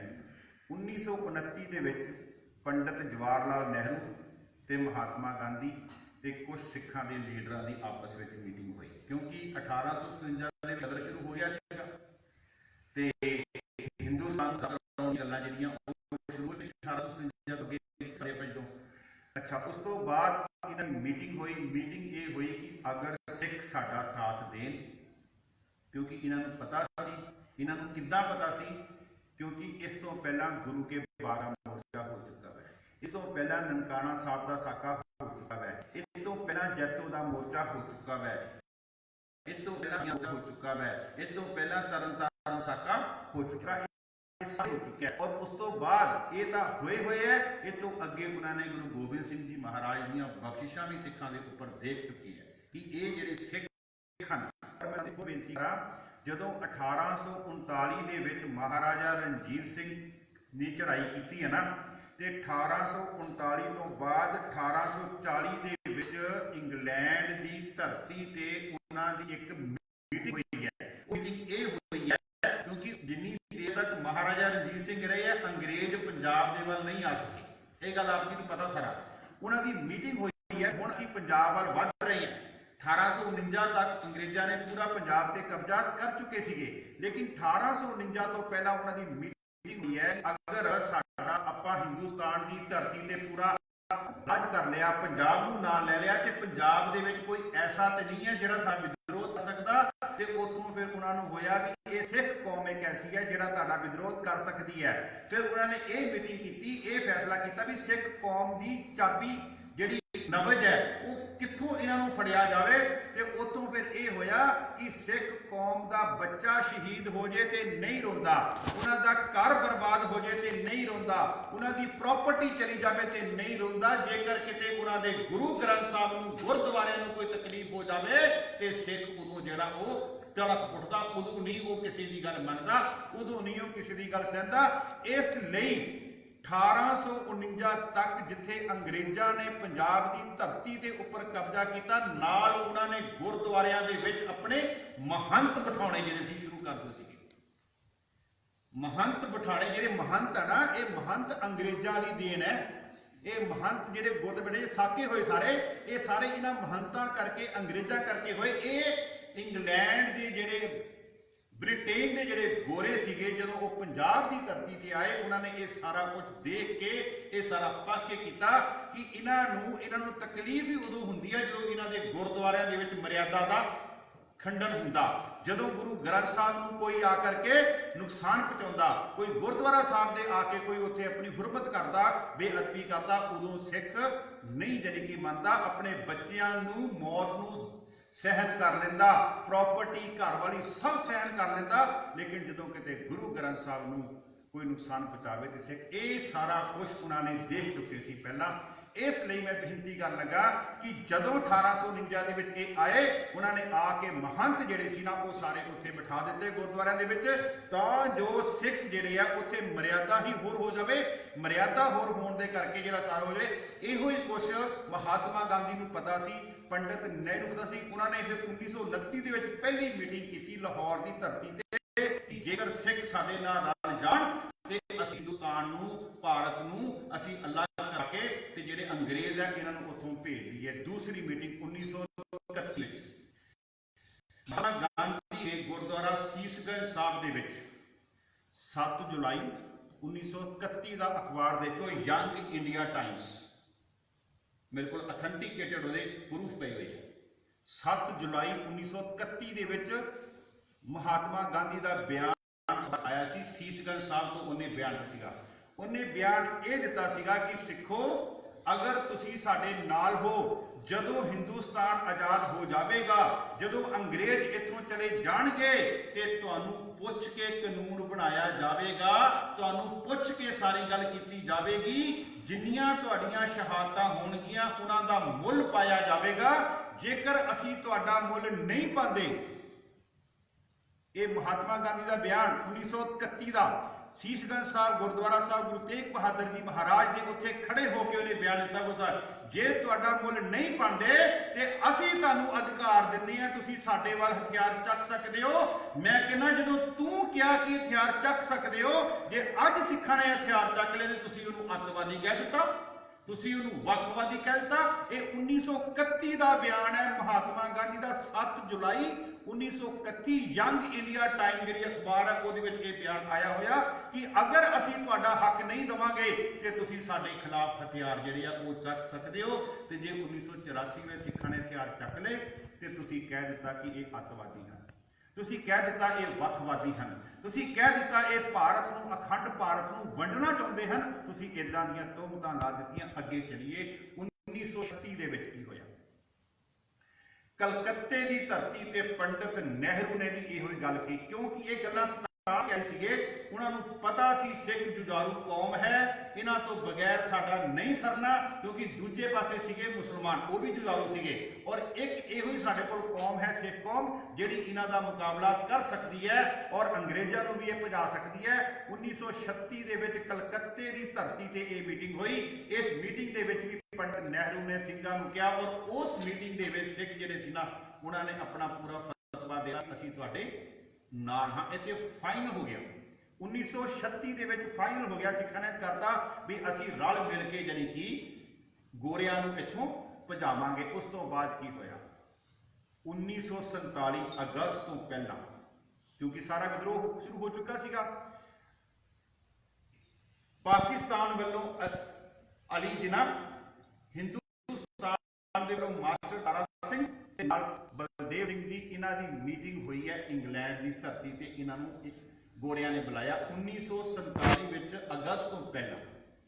ਮੀਟਿੰਗ ਇਹ ਹੋਈ ਹੈ ਕਿ ਸਿੱਖੋ ਤੁਸੀਂ ਤੁਹਾਡਾ ਇਤਿਹਾਸ ਸਾਰਾ ਦੇਖਿਆ ਸੀ ਪਿੱਛੋਂ, ਤੁਸੀਂ ਅਗਰ ਚਾਹੁੰਦੇ ਹੋ ਤੇ ਅਸੀਂ ਇੱਕ ਵੰਡ ਤੁਹਾਡੀ ਵੱਖਰੀ ਕਰ ਸਕਦੇ ਹਾਂ, ਤੁਹਾਡੀ ਵੰਡ ਅਸੀਂ ਵੱਖਰੀ ਕਰ ਸਕਦੇ ਹਾਂ। ਉੱਥੇ ਫਿਰ ਜਿਹੜਾ ਭਾਈ ਸਾਹਿਬ ਭਾਈ ਬਲਦੇਵ ਸਿੰਘ ਸੀ ਨਾ, ਮੈਂ ਡੰਕੇ ਦੀ ਚੋਟ ਤੇ ਕਵਾਂਗਾ ਇਹਦੀਆਂ ਬੇੜੀਆਂ ਵਿੱਚ ਵੱਟੇ ਪਏ ਆ ਜਿਹੜੇ ਅੱਜ ਜਿਹੜਾ ਸਿੱਖ ਹੈ ਉਹਦੇ ਕੋਲੋਂ ਅੱਜ ਨਹੀਂ ਨਿਕਲਦੇ ਪਏ। ਮਾਸਟਰ ਤਾਰਾ ਸਿੰਘ ਦਾ ਇੰਨਾ ਕਸੂਰ ਨਹੀਂ ਹੈ, ਕਿਉਂਕਿ ਜਿਹੜਾ ਬਲਦੇਵ ਸਿੰਘ ਹੈ ਉਹਨੇ ਜਿਹੜੀ ਕਿ ਪੰਡਿਤ ਨਹਿਰੂ ਦੇ ਨਾਲ ਆ ਕੇ ਗੱਲ ਇਹ ਕੀਤੀ ਕਿ ਹਿੰਦੂ ਤੇ ਸਿੱਖ ਇੱਕ ਨੂੰਹ ਤੇ ਮਾਸ ਦਾ ਰਿਸ਼ਤਾ ਹੈ, ਅਸੀਂ ਆਜ਼ਾਦ ਹੋ ਜਾਈਏ। ਬਾਅਦ ਵਿੱਚ ਅਸੀਂ ਉੱਥੇ ਫਿਰ ਅਲੀ ਜਿਨ੍ਹਾਂ ਨੇ ਇਹ ਗੱਲ ਕਹੀ ਸੀ, ਕਹਿੰਦੇ ਸਿੱਖੋ ਤੁਸੀਂ ਹਿੰਦੂਆਂ ਨੂੰ ਅੱਜ ਤੱਕ ਗੁਲਾਮ ਬਣਿਆ ਦੇਖਿਆ। ਇੱਕ ਨਾ ਮੈਂ ਕਿਤਾਬ ਦਾ ਨਾਮ ਲੈਣਾ ਤੁਹਾਡੇ ਕੋਲ, ਤੁਸੀਂ ਕਹਿਣਾ ਪਰ ਇਹ ਕਿੱਥੋਂ ਗੱਲਾਂ ਕਹੀ ਜਾਂਦਾ। ਸਾਚੀ ਸਾਖੀ ਕਿਤਾਬ ਹੈ ਸਰਦਾਰ ਕਪੂਰ ਸਿੰਘ ਦੀ, ਜਿਹੜੇ ਗੁਰਦਾਸਪੁਰ ਦੇ ਡੀਸੀ ਸੀਗੇ ਉਸ ਸਮੇਂ 1953 ਦੇ ਵਿੱਚ, 1947 ਦੇ ਵਿੱਚ। ਉਹਨਾਂ ਦੀ ਕਿਤਾਬ ਕਿਤੇ ਪੜ੍ਹ ਕੇ ਦੇਖਿਓ, ਸਾਚੀ ਸਾਖੀ। ਉਹਦੇ ਵਿੱਚ ਇਹ ਸਾਰੀਆਂ ਲਿਖੀਆਂ ਘਟਨਾਵਾਂ। ਅਲੀ ਜਿਨ੍ਹਾਂ ਨੇ ਕਿਹਾ, ਕਹਿੰਦਾ ਸਿੱਖੋ ਤੁਸੀਂ ਹਿੰਦੂਆਂ ਨੂੰ ਗੁਲਾਮ ਹੋਇਆ ਦੇਖਿਆ, ਤੁਸੀਂ ਇਹਨਾਂ ਦੀ ਆਜ਼ਾਦੀ ਨਹੀਂ ਦੇਖੀ। ਇਹ ਜਦੋਂ ਆਜ਼ਾਦ ਹੋਏ ਨਾ ਤੇ ਇਹ ਆਜ਼ਾਦ ਤੇ ਹੋ ਜਾਣਗੇ, ਪਰ ਉਸ ਤੋਂ ਬਾਅਦ ਤੁਸੀਂ ਇਹਨਾਂ ਦੇ ਗੁਲਾਮ ਹੋ ਜਾਓਗੇ। ਇਹ ਸਰਦਾਰ ਕਪੂਰ ਸਿੰਘ ਦੀ ਕਿਤਾਬ ਸਾਚੀ ਸਾਖੀ ਦਾ ਪੇਜ ਨੰਬਰ 135 ਤੇ ਲਿਖੀ ਹੋਈ ਹੈ ਗੱਲ। 135 ਤੇ ਗੱਲ ਲਿਖੀ ਹੋਈ ਹੈ। ਜਦੋਂ ਅਲੀ ਜਿਨਾ ਜਿਹੜਾ ਸੀ ਨਾ ਉਹ ਦਿੱਲੀ ਦੀ ਧਰਤੀ ਤੇ ਗਿਆ ਤੇ ਉੱਥੇ ਸੀਗਾ ਸਰ ਸੋਭਾ ਸਿੰਘ, ਸਰਦਾਰ ਸੋਭਾ ਸਿੰਘ ਦੇ ਨਾਲ ਗੱਲ ਹੋਈ ਹੈ। ਕਹਿੰਦੇ ਤੁਸੀਂ ਇਹਨਾਂ ਦੀ ਕਹਿੰਦੇ ਗੁਲਾਮੀ ਦੇਖੀ ਹੈ, ਤੁਸੀਂ ਇਹਨਾਂ ਦੀ ਕਹਿੰਦੇ ਆਜ਼ਾਦੀ ਨਹੀਂ ਦੇਖੀ। ਤੇ ਅਲੀ ਜਿਨਾ ਦੇ ਬਾਰੇ ਨਾ ਮੈਂ ਇੱਕ ਪੜ੍ਹ ਰਿਹਾ ਸੀਗਾ। ਅਲੀ ਜਿਨਾ ਨੂੰ ਨਾ ਰਾਤ ਨੂੰ 12 ਵਜੇ ਫੋਨ ਆਇਆ, ਸੁਣਿਓ ਗੱਲ ਧਿਆਨ ਨਾਲ। ਇੱਕੋ ਹੀ ਕਾਲ ਗਈ ਤੇ ਅਲੀ ਜਿਨਾ ਨੇ ਉਦੋਂ ਹੀ ਫੋਨ ਚੱਕ ਲਿਆ। ਹੁਣ ਜਿਸ ਬੰਦੇ ਨੇ ਉਦੋਂ ਫੋਨ ਹੋਰ ਸੀਗੇ ਹੁੰਦੇ, ਜਦੋਂ ਉਹਨੇ ਫੋਨ ਚੱਕਿਆ ਤੇ ਅਲੀ ਜਿਨਾ ਨੂੰ ਉਹਨੇ ਮਜ਼ਾਕ ਨਾਲ ਕਹਿਤਾ, ਕਹਿੰਦੇ ਜਿਨਾ ਸਾਹਿਬ ਰਾਤ ਦੇ 12 ਵਜੇ ਆ, ਤੁਸੀਂ ਸੁੱਤੇ ਨਹੀਂ। ਤੇ ਅਲੀ ਜਿਨਾ ਪਤਾ ਕੀ ਕਹਿੰਦਾ, ਕਹਿੰਦਾ ਜਿਸ ਕੌਮ ਦਾ ਆਗੂ ਸੌ ਜਾਵੇ ਉਹ ਕੌਮ ਵੀ ਕਹਿੰਦਾ ਸੌ ਜਾਂਦੀ ਹੈ। ਕਹਿੰਦਾ ਜਿਸ ਕੌਮ ਦਾ ਆਗੂ ਸੌ ਜਾਵੇ ਉਹ ਕੌਮ ਵੀ ਕਹਿੰਦਾ ਸੌ ਜਾਂਦੀ ਹੈ। ਅੱਜ ਬੜੇ ਦੁੱਖ ਨਾਲ ਕਹਿਣਾ ਪੈ ਰਿਹਾ, ਸਿੱਖ ਕੌਮ ਦਾ ਰਾਜਨੀਤਿਕ ਆਗੂ ਵੀ ਸੁੱਤਾ ਪਿਆ ਤੇ ਸਿੱਖ ਕੌਮ ਦਾ ਧਾਰਮਿਕ ਆਗੂ ਵੀ ਸੁੱਤਾ ਪਿਆ। ਜੋ ਕੁਝ ਹੋ ਰਿਹਾ, ਰਾਜਨੀਤਿਕ ਆਗੂ ਵੀ ਸਾਡਾ ਸੁੱਤਾ ਪਿਆ ਅੱਜ, ਤੇ ਸਾਡਾ ਧਾਰਮਿਕ ਜਿਹੜਾ ਲੀਡਰ ਹੈ ਉਹ ਵੀ ਸੁੱਤਾ ਪਿਆ। ਅਲੀ ਜਿਨ੍ਹਾਂ ਨੂੰ ਫੋਨ ਗਿਆ 12 ਵਜੇ, ਉਹਨੇ ਪਹਿਲੀ ਬੈਲ ਤੇ ਫੋਨ ਚੱਕ ਲਿਆ। ਅੱਗੋਂ ਉਹਨੇ ਮਜ਼ਾਕ ਨਾਲ ਸਲਾਮ ਅਲੈਕਮ ਤਾਂ ਕੀ ਬਣਾਉਣੀ ਸੀ, ਕਹਿੰਦੇ ਜਿਨ੍ਹਾਂ ਸਾਹਿਬ ਅੱਜ ਤੱਕ ਜਾਗਦੇ ਹੋ, ਕਹਿੰਦਾ ਜਿਸ ਕੌਮ ਦੇ ਲੀਡਰ ਸੌ ਜਾਣ ਉਹ ਕੌਮ ਕਹਿੰਦਾ ਸੌ ਜਾਂਦੀਆਂ, ਉਹ ਕੌਮਾਂ ਕਹਿੰਦਾ ਬਰਬਾਦ ਹੋ ਜਾਂਦੀਆਂ। ਤੇ ਅੱਜ ਸਾਡੇ ਦੋਨੋਂ ਲੀਡਰ, ਰਾਜਨੀਤਿਕ ਤੇ ਧਾਰਮਿਕ ਲੀਡਰ ਜਿਹੜੇ ਆ ਨਾ, ਉਹ ਦੋਨੋਂ ਹੀ ਗਫਲਤ ਦੀ ਨੀਂਦ ਦੇ ਵਿੱਚ ਸੁੱਤੇ ਪਏ ਆ। ਜਿਹਨੂੰ ਗੁਰੂ ਤੇਗ ਬਹਾਦਰ ਜੀ ਮਹਾਰਾਜ ਕਹਿੰਦੇ ਜਾਗ ਲਿਹੋ ਰੇ ਮਨਾ, ਜਾਗ ਲਿਹੋ ਕਹਾਂ ਗਾਫਲ ਸੋਇਆ, ਕਹਾਂ ਗਾਫਲ ਸੋਇਆ। ਚਲੋ ਆਪਾਂ ਅੱਗੇ ਚਲੀਏ। 1947 ਦੇ ਵਿੱਚ ਵੰਡ ਹੋ ਗਈ। ਵੰਡ ਦੇ ਵਿੱਚ ਕੀ ਮਿਲਿਆ? 20 ਲੱਖ ਸਿੱਖਾਂ ਦੇ ਘਰ ਬਰਬਾਦ ਹੋਏ। 175 ਗੁਰਧਾਮਾਂ ਤੋਂ ਸਿੱਖਾਂ ਨੂੰ ਵਿਛੋੜਿਆ ਗਿਆ, ਲੇਕਿਨ ਸਿੱਖਾਂ ਨੇ ਸੀ ਨਹੀਂ ਕੀਤੀ ਕਿਉਂਕਿ ਆਜ਼ਾਦੀ ਨਹੀਂ ਹੈ। 20 ਲੱਖ ਸਿੱਖਾਂ ਦੇ ਘਰ ਬਰਬਾਦ ਹੋਏ, ਪਿੱਛੇ ਛੱਡ ਕੇ ਆ ਗਏ, ਉੱਜੜ ਕੇ ਆਏ। ਜਾਨੀ ਕਿ 175 ਗੁਰਧਾਮਾਂ ਤੋਂ ਸਿੱਖਾਂ ਨੂੰ ਵਿਛੋੜਿਆ ਗਿਆ। ਇੱਕ ਗੁਰਧਾਮ ਜੀ ਬਾਬਾ ਮੱਖਣ ਸ਼ਾਹ ਲਵਾਣੇ ਦਾ ਮੈਂ ਕੱਲ ਦੱਸਣਾ ਭੁੱਲ ਗਿਆ।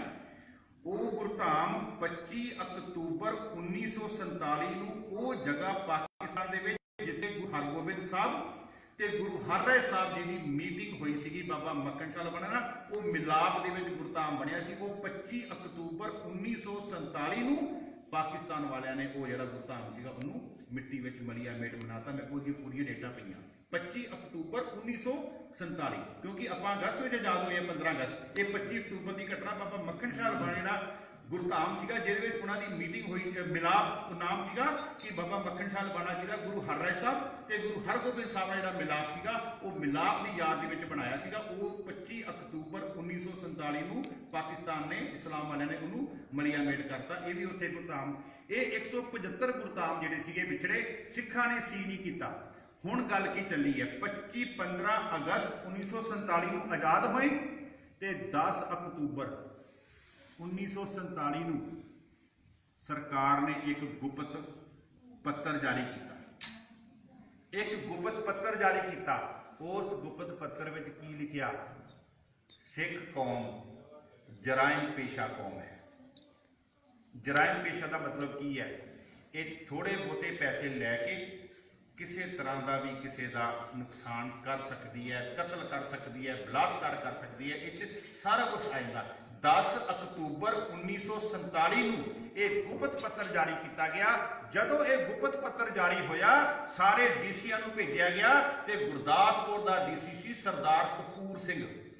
ਉਹ ਕੋ ਜਦੋਂ ਪੱਤਰ ਗਿਆ ਤੇ ਉਹ ਪੱਤਰ ਪੜ੍ਹ ਕੇ ਉਹਦੇ ਰੌਂਗਟੇ ਖੜੇ ਹੋ ਗਏ ਵੀ ਸਿੱਖਾਂ ਨੂੰ ਇਹ ਗੱਲ ਕਹੇਗੀ ਜਿਨ੍ਹਾਂ ਨੇ 90% ਤੋਂ ਜ਼ਿਆਦੀਆਂ ਸ਼ਹਾਦਤਾਂ ਜਿਹੜੀਆਂ ਉਹ ਹਿੰਦੁਸਤਾਨ ਨੂੰ ਆਜ਼ਾਦ ਕਰਾਉਣ ਵਾਸਤੇ ਦਿੱਤੀਆਂ, ਤੇ ਉਹਨਾਂ ਦੇ ਵਾਸਤੇ ਤੁਸੀਂ ਕਹਿ ਰਹੇ ਹੋ ਇਹ ਜਰਾਇਮ ਪੇਸ਼ਾ ਕੌਮ। ਉਸ ਤੋਂ ਬਾਅਦ ਫਿਰ ਜਿਹੜਾ ਡੀਸੀ ਸੀ ਨਾ, ਡੀਸੀ ਨੂੰ ਫਿਰ ਆਰਡਰ ਗਏ ਕਿ ਤੂੰ ਬੰਦੇ ਦਾ ਪੁੱਤ ਬਣ ਜਾ ਤੇ ਤੂੰ ਜਾਨੀ ਕਿ ਸਿੱਖਾਂ ਦੀ ਕੋਈ ਮਦਦ ਨਹੀਂ ਕਰਨੀ। ਇਹ ਘਟਨਾਵਾਂ 10 ਅਕਤੂਬਰ 1947 ਤੱਕ। ਉਹ ਤੋਂ ਅੱਗੇ ਚੱਲੀਏ ਆਪਾਂ। 1953 ਨੂੰ ਸਿੱਖਾਂ ਨੇ ਪੰਜਾਬੀ ਸੂਬੇ ਦੀ ਮੰਗ ਕੀਤੀ ਕਿ ਸਾਨੂੰ ਆਪਣਾ ਪੰਜਾਬੀ ਸੂਬਾ। ਕਿਉਂ ਇਹ ਸਾਰੀਆਂ ਗੱਲਾਂ ਪਹਿਲਾਂ ਹੋ ਚੁੱਕੀਆਂ ਸੀਗੀਆਂ, ਪੰਡਿਤ ਨਹਿਰੂ ਦੇ ਨਾਲ ਸਾਰੀਆਂ ਗੱਲਾਂ ਹੋ ਚੁੱਕੀਆਂ ਸੀਗੀਆਂ ਵੀ ਤੁਹਾਨੂੰ ਵੱਖਰਾ ਖਿੱਤਾ ਮਿਲ ਜਾਵੇਗਾ, ਤੁਹਾਨੂੰ ਵੱਖਰਾ ਸਾਰਾ ਕੁਝ ਮਿਲ ਜਾਵੇਗਾ। ਸਾਰੀਆਂ ਗੱਲਾਂ ਹੋਈਆਂ। ਮੈਂ ਉਹੀ ਗੱਲ ਕਹਿਣਾ ਵੀ ਜਦੋਂ ਤੁਸੀਂ ਆਪ ਇੱਕ ਨਾ ਕਿਤਾਬ ਕਿਤੇ ਪੜ੍ਹ ਕੇ ਦੇਖੋ ਜੀ, ਕਿਉਂ ਕੀਤਾ ਵਿਸਾਊ, ਕਿਉਂ ਕੀਤਾ ਵਿਸਾਊ। ਕਿਤਾਬਾਂ ਸਾਧ ਸੰਗਤ ਜੀ, ਕਿਤਾਬਾਂ ਪੜ੍ਹਿਆ ਕਰੋ। ਰਾਤ ਨੂੰ ਸੌਣ ਤੋਂ ਪਹਿਲਾਂ ਜਾਂ ਜਦੋਂ ਵੀ ਸਮਾਂ ਲੱਗਦਾ 1 ਘੰਟਾ ਤੁਸੀਂ ਇਤਿਹਾਸ ਦੇ ਨਾਲ ਸਾਂਝ ਪਾਇਆ ਕਰੋ, ਤੁਹਾਨੂੰ ਪਤਾ ਲੱਗੇ ਵੀ ਕੀ ਕੁਝ ਹੋ ਰਿਹਾ ਹੈ। ਕਿਉਂ ਕੀਤਾ ਵਿਸਾਊ ਕਿਤਾਬ ਕਿਤੇ ਪੜ੍ਹ ਕੇ ਦੇਖਿਓ। ਉਹਦੇ ਵਿੱਚ ਬਕਾਇਦਾ ਡੇਟਾਂ ਦਿੱਤੀਆਂ ਹੋਈਆਂ, ਬਕਾਇਦਾ ਅਖਬਾਰਾਂ ਦੇ ਨਾਮ ਦਿੱਤੇ ਹੋਏ ਆ ਕਿ ਪੰਡਿਤ ਨਹਿਰੂ ਤੇ ਮਹਾਤਮਾ ਗਾਂਧੀ ਨਾਲ ਜਦੋਂ ਆਜ਼ਾਦੀ ਤੋਂ ਬਾਅਦ ਸਿੱਖਾਂ ਦੀਆਂ ਗੱਲਾਂ ਹੋਈਆਂ ਤੇ ਇਹਨਾਂ ਨੇ ਕੀ ਕਿਹਾ? ਇਹਨਾਂ ਨੇ ਇੱਥੋਂ ਤੱਕ ਕਹਿਤਾ ਉਹ ਸਮਾਂ ਔਰ ਥਾ, ਇਹ ਸਮਾਂ ਔਰ ਹੈ।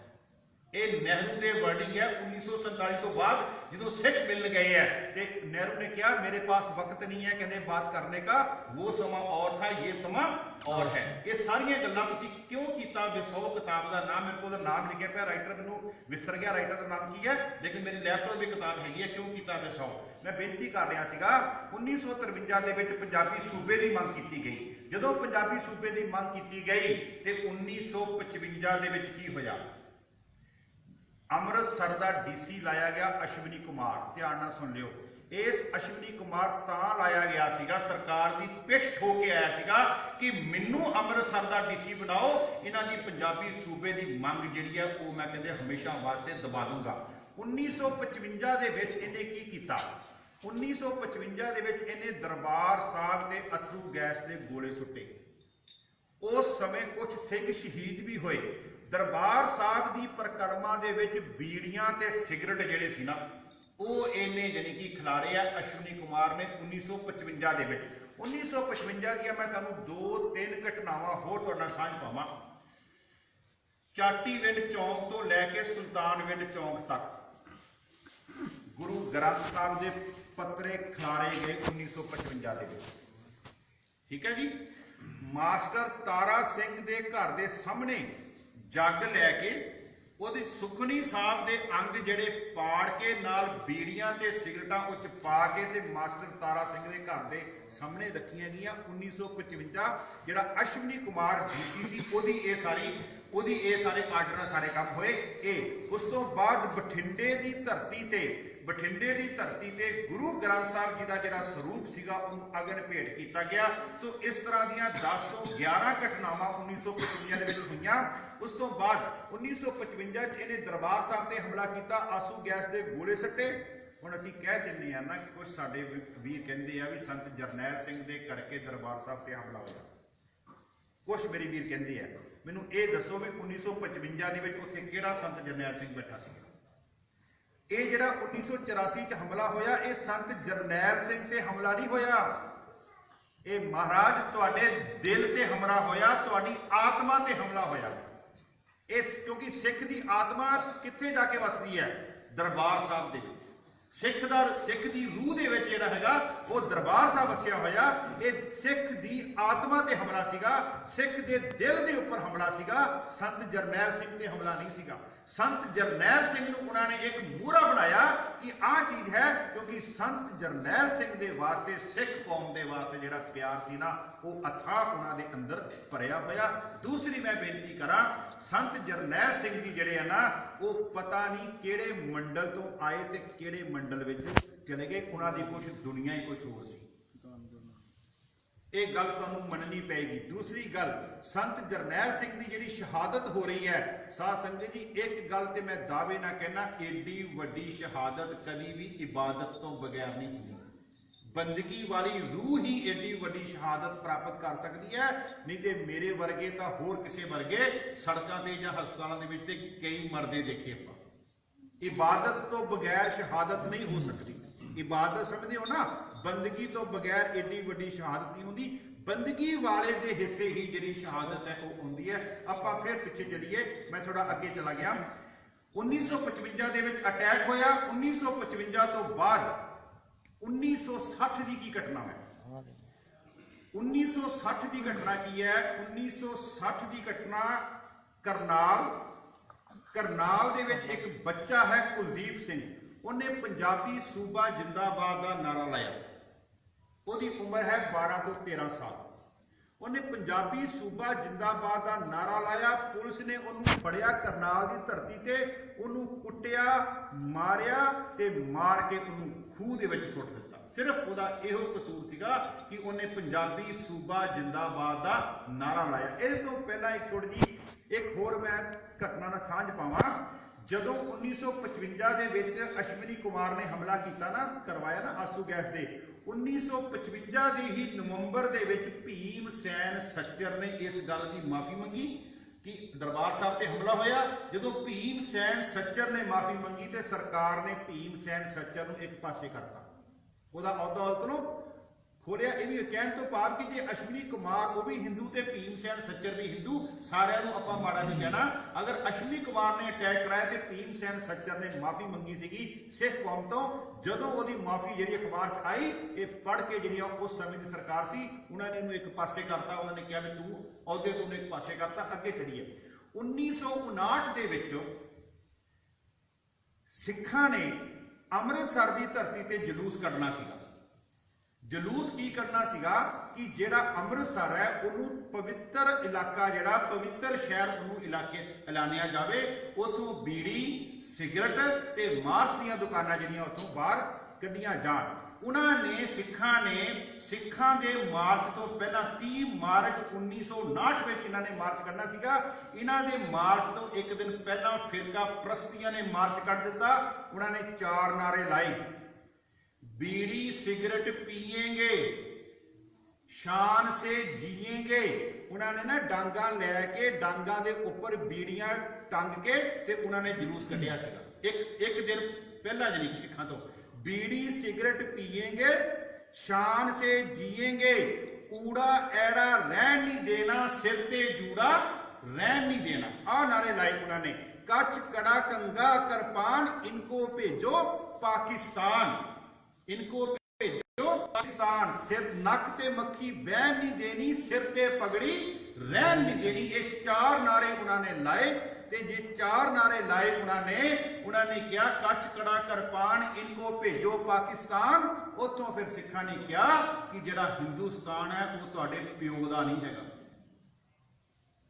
साडे बुजुर्गां ने हले समा किन्ना होया सीगा 1947 तो लैके 1959, 12 कुछ साल अगे चलिए। एक तुहानूं होर सुणावां घटना। 1675 ਦੇ ਵਿੱਚ ਗੁਰੂ ਤੇਗ ਬਹਾਦਰ ਜੀ ਮਹਾਰਾਜ ਦੀ ਸ਼ਹਾਦਤ ਹੋ ਰਹੀ ਹੈ। ਡੇਟਾ ਯਾਦ ਆਪ ਜੀ ਨੂੰ। 1675 ਤੋਂ ਲੈ ਕੇ 1699 ਦੇ ਵਿੱਚ ਕਿੰਨਾ ਸਮਾਂ? 24 ਸਾਲ।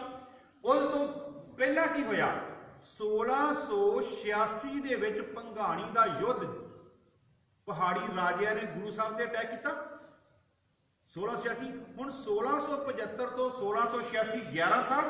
11 ਸਾਲਾਂ ਦੇ ਵਿੱਚ ਜਿਸ ਗੁਰੂ ਸਾਹਿਬ ਨੇ ਇਹਨਾਂ ਦੇ ਜਨੇਊ ਦੀ ਰੱਖਿਆ ਦੇ ਲਈ ਆਪਣੀ ਸ਼ਹਾਦਤ ਦਿੱਤੀ ਹੈ ਤੇ ਉਸ ਗੁਰੂ ਦੇ ਸਾਹਿਬਜ਼ਾਦੇ ਦੇ ਉੱਪਰ ਹੀ ਇਹਨਾਂ ਨੇ ਭੰਗਾਣੀ ਦੇ ਯੁੱਧ ਦੇ ਵਿੱਚ ਉਹਦੇ ਨਾਲ ਆਮੋ ਸਾਹਮਣੇ ਆ ਕੇ ਖੜੇ ਹੋ ਗਏ। 11 ਸਾਲ ਦੇ ਸਮਾਂ ਹੀ ਪਿਆ ਸਾਰਾ। ਕਹਿਣ ਤੋਂ ਭਾਵ ਕਿ ਉਹ ਜਿਹੜੀ ਅਲੀ ਜਿਨ੍ਹਾਂ ਦੀ ਗੱਲ ਕਹੀ ਸੀ, ਅਲੀ ਜਿਨ੍ਹਾਂ ਨੇ ਗੱਲ ਕਹੀ ਸੀ ਦਿੱਲੀ ਆ ਕੇ, ਸਰ ਮਾਸਟਰ ਸੋਭਾ ਸਿੰਘ ਨੂੰ ਗੱਲ ਕਹੀ ਸੀਗੀ ਕਿ ਤੁਸੀਂ ਇਹਨਾਂ ਦੀ ਗੁਲਾਮੀ ਦੇਖੀ ਹੈ, ਤੁਸੀਂ ਇਹਨਾਂ ਦੀ ਆਜ਼ਾਦੀ ਨਹੀਂ ਦੇਖੀ। ਤੁਸੀਂ ਇਹਨਾਂ ਦੀ ਗੁਲਾਮੀ ਦੇਖੀ ਹੈ, ਤੁਸੀਂ ਇਹਨਾਂ ਦੀ ਆਜ਼ਾਦੀ। ਜਿੱਦਣ ਇਹ ਆਜ਼ਾਦ ਹੋ ਗਏ ਸਿੱਖੋ, ਤੁਸੀਂ ਸਾਰੀ ਉਮਰ ਲਈ ਗੁਲਾਮ ਹੋ ਜਾਓਗੇ। ਔਰ ਸਭ ਕੁਝ ਤੁਹਾਡੇ ਸਾਹਮਣੇ ਹੈ, ਅਥੈਂਟਿਕੇਟਡ ਤੁਹਾਡੇ ਸਾਹਮਣੇ ਹੈ। ਖੈਰ ਆਪਾਂ ਚਲੀਏ ਅੱਗੇ ਚਲੀਏ। 1960 ਵਿੱਚ ਉਹ ਬੱਚੇ ਨੂੰ ਮਾਰਿਆ ਗਿਆ ਕਰਨਾਲ। ਉਸ ਤੋਂ ਬਾਅਦ 1965 ਦੇ ਵਿੱਚ ਕੀ ਹੋਇਆ? 1965 ਦੇ ਵਿੱਚ ਜੰਗ ਛਿੜ ਗਈ। ਉਸ ਜੰਗ ਛਿੜੀ ਹੈ ਲੇਕਿਨ ਫਿਰ ਵੀ ਪੰਜਾਬ ਦੀਆਂ ਬੀਬੀਆਂ ਨੇ ਫੌਜੀਆਂ ਨੂੰ ਰੋਟੀਆਂ ਆਪਣੀਆਂ ਸਿਰਾਂ ਤੇ ਟੋਕਰੇ ਪਕਾ ਪਕਾ ਕੇ ਉਹਨਾਂ ਨੂੰ ਬਾਰਡਰਾਂ ਤੇ ਪਹੁੰਚਾਈਆਂ। ਉਹਨਾਂ ਨੂੰ ਬਾਰਡਰਾਂ ਤੇ ਪਹੁੰਚਾਈਆਂ। ਅਗਸਤ ਮਹੀਨੇ ਦੀ ਗੱਲ ਹੈ। ਅਗਸਤ ਮਹੀਨੇ ਵਿੱਚ ਰੱਖੜੀ ਆਉਂਦੀ। ਰੱਖੜੀ ਦਾ ਸਿੱਖਾਂ ਦੇ ਨਾਲ ਕੋਈ ਰਿਸ਼ਤਾ ਨਹੀਂ ਹੈ। ਮੈਂ ਤੁਹਾਨੂੰ ਫਿਰ ਕੱਲ ਵੀ ਬੇਨਤੀ ਕੀਤੀ ਸੀਗੀ ਕਿ ਰੱਖੜੀ ਦਾ ਸਿੱਖਾਂ ਦੇ ਨਾਲ ਕੋਈ ਰਿਸ਼ਤਾ ਨਹੀਂ ਹੈ।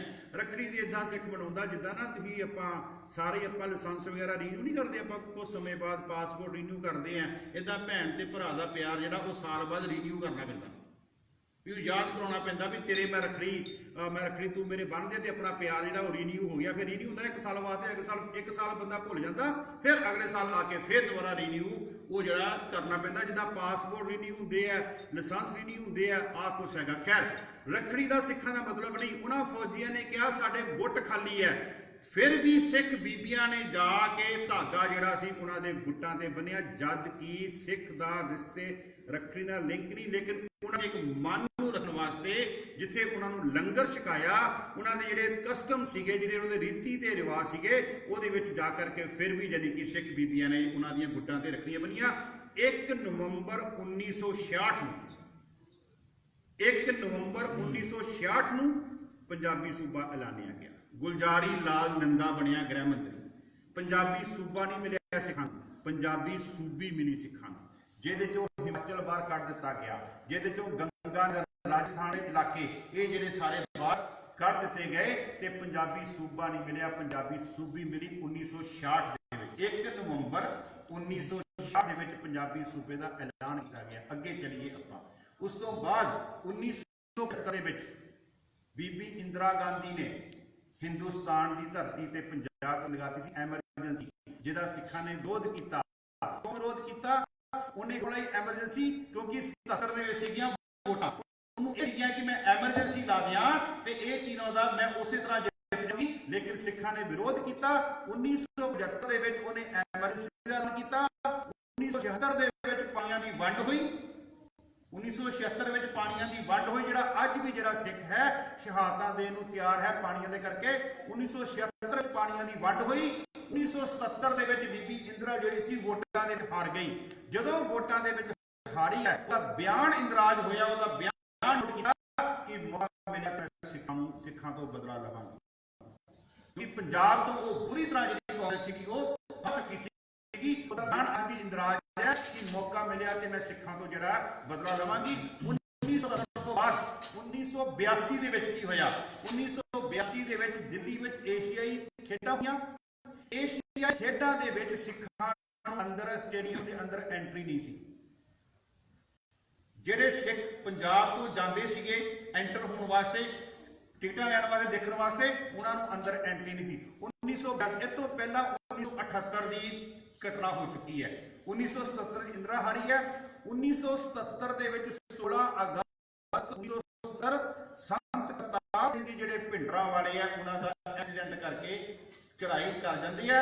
ਉਹਨਾਂ ਦੇ 16 ਅਗਸਤ ਇੱਕ ਭਾਦੋਂ ਨੂੰ ਉਹਨਾਂ ਦਾ ਮਨਾਇਆ ਜਾਂਦਾ। ਇੱਕ ਭਾਦੋਂ ਸੀ ਉਹ 16 ਅਗਸਤ 1977 ਨੂੰ।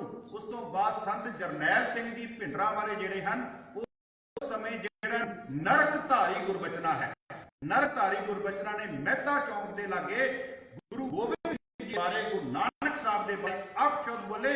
ਉਹਦਾ ਫਿਰ ਜਦੋਂ ਜਵਾਬ ਦਿੱਤਾ ਸੰਤਾਂ ਨੇ, ਉਹਨੇ ਇਸ ਰੋਹ ਦੇ ਵਿੱਚ ਆ ਕਰਕੇ 13 ਅਪ੍ਰੈਲ 1978 ਨੂੰ ਜਦੋਂ ਸਿੱਖ ਵਿਸਾਖੀ ਮਨਾ ਰਹੇ ਸਨ ਤੇ ਇਹਨੇ ਆਪਣਾ ਦੀਵਾਨ ਲਾਇਆ ਸੀ। ਸਿੱਖ ਇਹਨੂੰ ਮਿਲਣ ਗਏ ਤੇ ਇਹਨੇ ਉਹਨਾਂ ਦੇ ਉੱਪਰ ਗੋਲੀਆਂ ਚਲਾ ਕੇ 13 ਸਿੱਖ ਜਿਹੜੇ ਸੀਗੇ ਉਹ ਸਿੰਘ ਜਿਹੜੇ ਸੀ ਉਹ ਇਹਨੇ ਸ਼ਹੀਦ ਕੀਤੇ।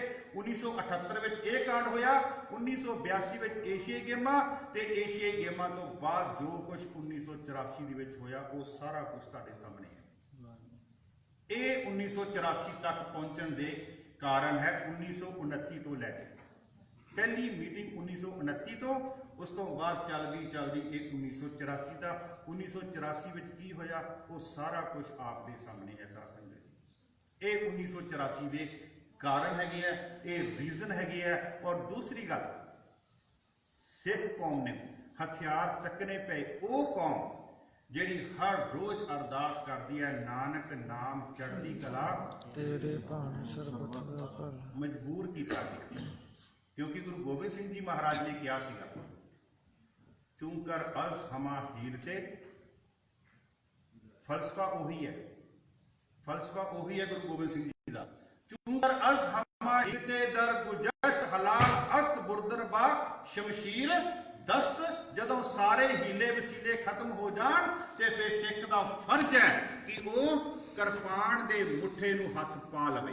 ਚੂੰਕਰ ਅਸ ਹਮਾ ਹੀਰ ਤੇ ਦਰ ਗੁਜਸ਼ਤ ਹਲਾਲ ਅਸਤ ਬੁਰਦਨ ਬਾ ਸ਼ਮਸ਼ੀਰ ਦਸਤ। ਮੈਂ ਜੇਕਰ ਕਿਤੇ ਦੁਬਾਰਾ ਆਇਆ ਨਾ ਆਪ ਜੀ ਦੇ ਕੋਲ ਤੇ ਆਪਾਂ ਨਾ ਹਫਤੇ ਦਾ ਟਾਈਮ ਲੈਣਾ ਜੀ ਤੇ ਜ਼ਫਰਨਾਮੇ ਦੀ ਵਿਚਾਰ ਕਰਨੀ ਹੈ। ਜ਼ਫਰਨਾਮਾ ਜਿਹੜਾ ਗੁਰੂ ਗੋਬਿੰਦ ਸਿੰਘ ਜੀ ਮਹਾਰਾਜ ਨੇ ਜਿੱਤ ਦੀ ਚਿੱਠੀ ਜਿਹੜੀ ਔਰੰਗਜ਼ੇਬ ਨੂੰ ਲਿਖੀ ਸੀਗੀ ਉਹਦੀ ਕਿਤੇ ਆਪਾਂ ਵਿਚਾਰ ਕਰਾਂਗੇ। ਉਹਦੇ 112 ਸ਼ੇਰ ਹੈਗੇ ਆ। ਕੋਸ਼ਿਸ਼ ਕਰਾਂਗੇ ਆਪਾਂ ਕਿਤੇ ਫੇਰ ਕਿਤੇ ਵਾਹਿਗੁਰੂ ਨੇ ਕਿਤੇ ਬਖਸ਼ਿਸ਼ ਕੀਤੀ, ਆਪ ਜੀ ਦੇ ਕਿਤੇ ਚਰਨ ਪਰਸਨ ਦਾ ਮੌਕਾ ਮਿਲਿਆ ਤੇ ਆਪਾਂ ਜ਼ਫਰਨਾਮੇ ਦੀ ਵਿਚਾਰ ਕਰਾਂਗੇ। ਦੇਖੋ ਜ਼ਫਰਨਾਮੇ ਦੇ ਬੋਲ ਕਹਿੰਦੇ ਚੇਹਾ ਸ਼ੁੱਧ ਕੀ ਚੂ ਬਚਗਾਹ ਕੁਸ਼ਤਹਿ ਚਾਰ। ਉਹ ਔਰੰਗਜ਼ੇਬ ਕੀ ਹੋਇਆ ਤੂੰ ਮੇਰੀਆਂ 4 ਚੰਗਿਆੜੀਆਂ ਕਹਿੰਦੇ ਬੁਝਾ ਦਿੱਤੀਆਂ। ਚੇਹਾ ਸ਼ੁੱਧ ਕੀ ਚੂ ਬਚਗਾਹ ਕੁਸ਼ਤਹਿ ਚਾਰ। ਕੁਸ਼ਤਹਿ ਮੈਨੇ ਕੋਹ ਕੇ ਮਾਰ ਦਿੱਤੀਆਂ। ਚੇਹਾ ਸ਼ੁੱਧ ਕੀ ਚੂ ਬਚਗਾਹ ਕੁਸ਼ਤਹਿ ਚਾਰ ਕਿ ਬਾਕੀ ਬਮਾ ਦਸਤ ਪੇਚੀਦਾ ਮਾਰ। ਆ ਮੇਰਾ ਵਲੇਵਿਆਂ ਵਾਲਾ ਕਹਿੰਦੇ ਸੱਪ ਬੈਠਾ, ਕੁੰਡਲ ਨਹੀਂ ਕਹਿੰਦੇ ਸੱਪ ਬੈਠਾ। ਇਹ ਤੈਨੂੰ ਕਹਿੰਦੇ ਚੈਨ ਦੀ ਨੀਂਦ ਨਹੀਂ ਕਹਿੰਦੇ ਸੌਣ ਦੇਵੇਗਾ। ਵਲੇਵਿਆਂ ਵਾਲਾ ਸੱਪ ਕਹਿੰਦੇ ਬੈਠਾ, ਇਹ ਮੇਰਾ ਕਹਿੰਦੇ ਸੂਰਮੇ ਸਿੰਘ ਬੈਠੇ ਆ, ਇਹ ਤੈਨੂੰ ਕਹਿੰਦੇ ਚੈਨ ਦੀ ਨੀਂਦ ਨਹੀਂ ਸੌਣ ਦੇਵੇਗਾ। ਔਰ ਹੋਇਆ ਵੀ ਇਦਾਂ ਹੀ ਸੀਗਾ। ਬਾਬਾ ਬੰਦਾ ਸਿੰਘ ਬਹਾਦਰ ਆਏ ਪੰਜਾਬ ਦੀ ਧਰਤੀ ਤੇ ਉਹਨਾਂ ਨੇ ਕਿਹੜੇ ਕਾਰਨਾਮੇ ਕੀਤੇ ਉਹ ਸਾਰਾ ਆਪ ਜੀ ਨੂੰ ਪਤਾ। ਚੇਹਾ ਸ਼ੁੱਧ ਕੀ ਚੂ ਬਚਗਾਹ ਕੁਸ਼ਤਾ ਚਾਰ ਕਿ ਬਾਕੀ ਬਮਾ 10 ਪੇਚੀ ਦਾ ਮਾਰ। ਇਹਦਾ ਉਲਥਾ ਕਰਦੇ ਆ। ਉਲਥਾ ਇਹਦਾ ਇਹ ਹੈ ਇਨ ਪੁੱਤਰਨ ਕੇ ਸੀਸ ਪਰ ਵਾਰ ਦੀਏ ਵਾਰਨਾ ਕਦੋਂ ਕਰਦੇ ਆ ਜੀ ਤੁਸੀਂ? ਤੁਹਾਡੇ ਬੱਚੀ ਤੇ ਬੱਚੀ ਦੀ ਸ਼ਾਦੀ ਹੁੰਦੀ ਹੈ, ਤੁਸੀਂ ਉਹ ਤੋਂ ਪੈਸੇ ਵਾਰਦੇ ਹੋ। ਵਾਰਨ ਦਾ ਮਤਲਬ ਕੀ ਹੈ? ਮੇਰੇ ਪੁੱਤਰ ਤੇ ਮੇਰੀ ਧੀ ਜਿਹੜੀ ਤੂੰ ਮੇਰੀ ਨੂੰਹ ਬਣੀ ਹੈ, ਮੈਂ ਤੇਰੇ ਤੋਂ ਪੈਸੇ ਤਾਂ ਵਾਰ ਰਿਹਾ ਕਿ ਤੇਰੇ ਸਾਹਮਣੇ ਇਹਨਾਂ ਪੈਸਿਆਂ ਦੀ ਕੋਈ ਕੀਮਤ ਨਹੀਂ ਹੈ। ਤੁਸੀਂ ਵਾਰ ਕੇ ਪੈਸੇ ਜੇਬ 'ਚ ਨਹੀਂ ਪਾਉਂਦੇ ਨਾ, ਤੁਸੀਂ ਵਾਰ ਕੇ ਪੈਸੇ ਸੁੱਟਦੇ ਹੋ ਜਾਂ ਕਿਸੇ ਨੂੰ ਹੋਰ ਕੋ ਲੱਗੇ ਉਹਨੂੰ ਭੱਜੇ ਦਿੰਦੇ ਆ, ਆਪਣੀ ਜੇਬ 'ਚ ਵਾਪਸ ਨਹੀਂ ਪੈਸੇ ਆਉਂਦੇ। ਵਾਰਾਂ ਦਾ ਮਤਲਬ ਕੀ ਹੁੰਦਾ ਵੈ ਕਿ ਮੇਰੀ ਧੀ ਹੈ, ਮੇਰੇ ਪੁੱਤਰ, ਮੈਂ ਇਹਨਾਂ ਪੈਸਿਆਂ ਦੀ ਕੀਮਤ ਤੇਰੇ ਸਾਹਮਣੇ ਕੁਝ ਵੀ ਨਹੀਂ ਹੈ। ਤੇ ਗੁਰੂ ਗੋਬਿੰਦ ਸਿੰਘ ਜੀ ਮਹਾਰਾਜ ਨੇ ਵੀ ਆਪਣੇ 4 ਪੁੱਤਰ ਵਾਰੇ ਸੀ ਕੌਮ ਤੋਂ, ਤੇ ਕਿਹਾ ਸੀ ਇਹ ਮੇਰੀ ਕੌਮ ਮੇਰੇ ਵਾਸਤੇ ਸਭ ਕੁਝ ਹੈ, ਮੇਰੇ 4 ਪੁੱਤਰ ਨਹੀਂ ਹੈ। ਇਨ ਪੁੱਤਰਨ ਕੇ ਸੀਸ ਪਰ ਵਾਰ ਦੀਏ ਚਾਰ ਮੂਏ ਤੋਂ ਕਿਆ ਪਿਆ, ਜੀਵਤ ਕਈ ਹਜ਼ਾਰ। ਜੀਵਤ ਕਈ ਹਜ਼ਾਰ। ਦਮਦਮਾ ਸਾਹਿਬ ਦੀ ਧਰਤੀ ਤੇ ਜਦੋਂ ਮਾਤਾ ਸਾਹਿਬ ਕੌਰ ਜੀ ਆਏ ਸੀ ਨਾ ਦਿੱਲੀ ਦੀ ਧਰਤੀ ਤੋਂ, ਤੇ ਉਦੋਂ ਉਹਨਾਂ ਨੇ ਪੁੱਛਿਆ ਸੀ ਗੁਰੂ ਸਾਹਿਬ ਸਾਹਿਬਜ਼ਾਦੇ ਕਿੱਥੇ ਹੈ? ਤੇ ਫਿਰ ਉਹਨਾਂ ਨੇ ਉਦੋਂ ਗੱਲ ਕਹੀ ਸੀ ਇਨ ਪੁੱਤਰਨ ਕੇ ਸੀਸ ਪਰ। ਮੇਰੀ ਬੇਨਤੀ ਹੈ, ਜਦੋਂ ਤੁਹਾਨੂੰ ਪੇਪਰ ਮਿਲ ਜਾਂਦੇ ਹੈ, ਤੁਹਾਡਾ ਰਸਤਾ ਸਹੀ ਹੋ ਜਾਂਦਾ, ਫਿਰ ਤੁਸੀਂ ਸਿੱਖੀ ਸਰੂਪ ਚ ਆ ਜਾਓ। ਮੇਰੀ ਬੇਨਤੀ ਹੈ, ਤੁਹਾਡੇ ਚਰਨਾਂ ਦੇ ਵਿੱਚ ਹੱਥ ਜੋੜ ਕੇ ਬੇਨਤੀ ਹੈਗੀ ਹੈ, ਕਲਗੀਆਂ ਵਾਲੇ ਦੀ। ਮੈਂ ਤੁਹਾਨੂੰ ਉਦੋਂ ਤੱਕ ਨਹੀਂ ਕਹਿੰਦਾ ਜਦੋਂ ਪੇਪਰ ਨਹੀਂ ਮਿਲਦੇ, ਤੁਹਾਡੀਆਂ ਮਜਬੂਰੀਆਂ ਹੋ ਸਕਦੀਆਂ ਮੈਂ, ਲੇਕਿਨ ਜਦੋਂ ਤੁਹਾਡੀਆਂ ਇਹ ਕੰਮ ਪੂਰਾ ਹੋ ਜਾਵੇ ਤੇ ਫਿਰ ਤੁਸੀਂ ਸਿੱਖੀ ਸਰੂਪ ਦੇ ਵਿੱਚ ਆ ਜਾਓਗੇ। ਮੇਰੀ ਹੱਥ ਜੋੜ ਕੇ ਆਪ ਜੀ ਦੇ ਚਰਨਾਂ ਵਿੱਚ ਬੇਨਤੀ, ਇੰਨੀਆਂ ਕੋ ਬੇਨਤੀਆਂ ਪ੍ਰਵਾਨ ਕਰਨੀਆਂ, ਹੋਈਆਂ ਭੁੱਲਾਂ ਚੁੱਕਾਂ ਖਿਮਾ ਕਰਨੀਆਂ, ਹੋਈਆਂ ਭੁੱਲਾਂ ਚੁੱਕਾਂ ਖਿਮਾ ਕਰਨੀਆਂ। ਵਾਹਿਗੁਰੂ ਜੀ ਕਾ ਖਾਲਸਾ, ਵਾਹਿਗੁਰੂ ਜੀ ਕੀ ਫਤਿਹ। ਰਾਮ ਕਲੀ ਮਹੱਲਾ ਤੀਜਾ। ਆਨੰਦ ਇੱਕ ਓੰਕਾਰ ਸਤਿਗੁਰ ਪ੍ਰਸਾਦ, ਆਨੰਦ ਪਿਆ ਮੇਰੀ ਮਾਏ। ਸਤਿਗੁਰੂ ਮੈਂ ਪਾਇਆ, ਸਤਿਗੁਰ ਦਾ ਪਾਇਆ ਸਹਿਜ ਛੇਤੀ ਮਨ ਵੱਡੀਆਂ ਵਧਾਈਆਂ। ਕੁਰਬਾਨ ਪਈਆਂ ਸ਼ਬਦ ਗਾਵਣ ਆਈਆਂ। ਸ਼ਬਦੋ ਦਾ ਗਾਵੋ ਹਰੀ ਕੇਰਾ ਮਨ ਜਿਨੀ ਵਸਾਇਆ। ਨਾਨਕ ਸਤਿਗੁਰੂ ਮੈਂ ਪਾਇਆ।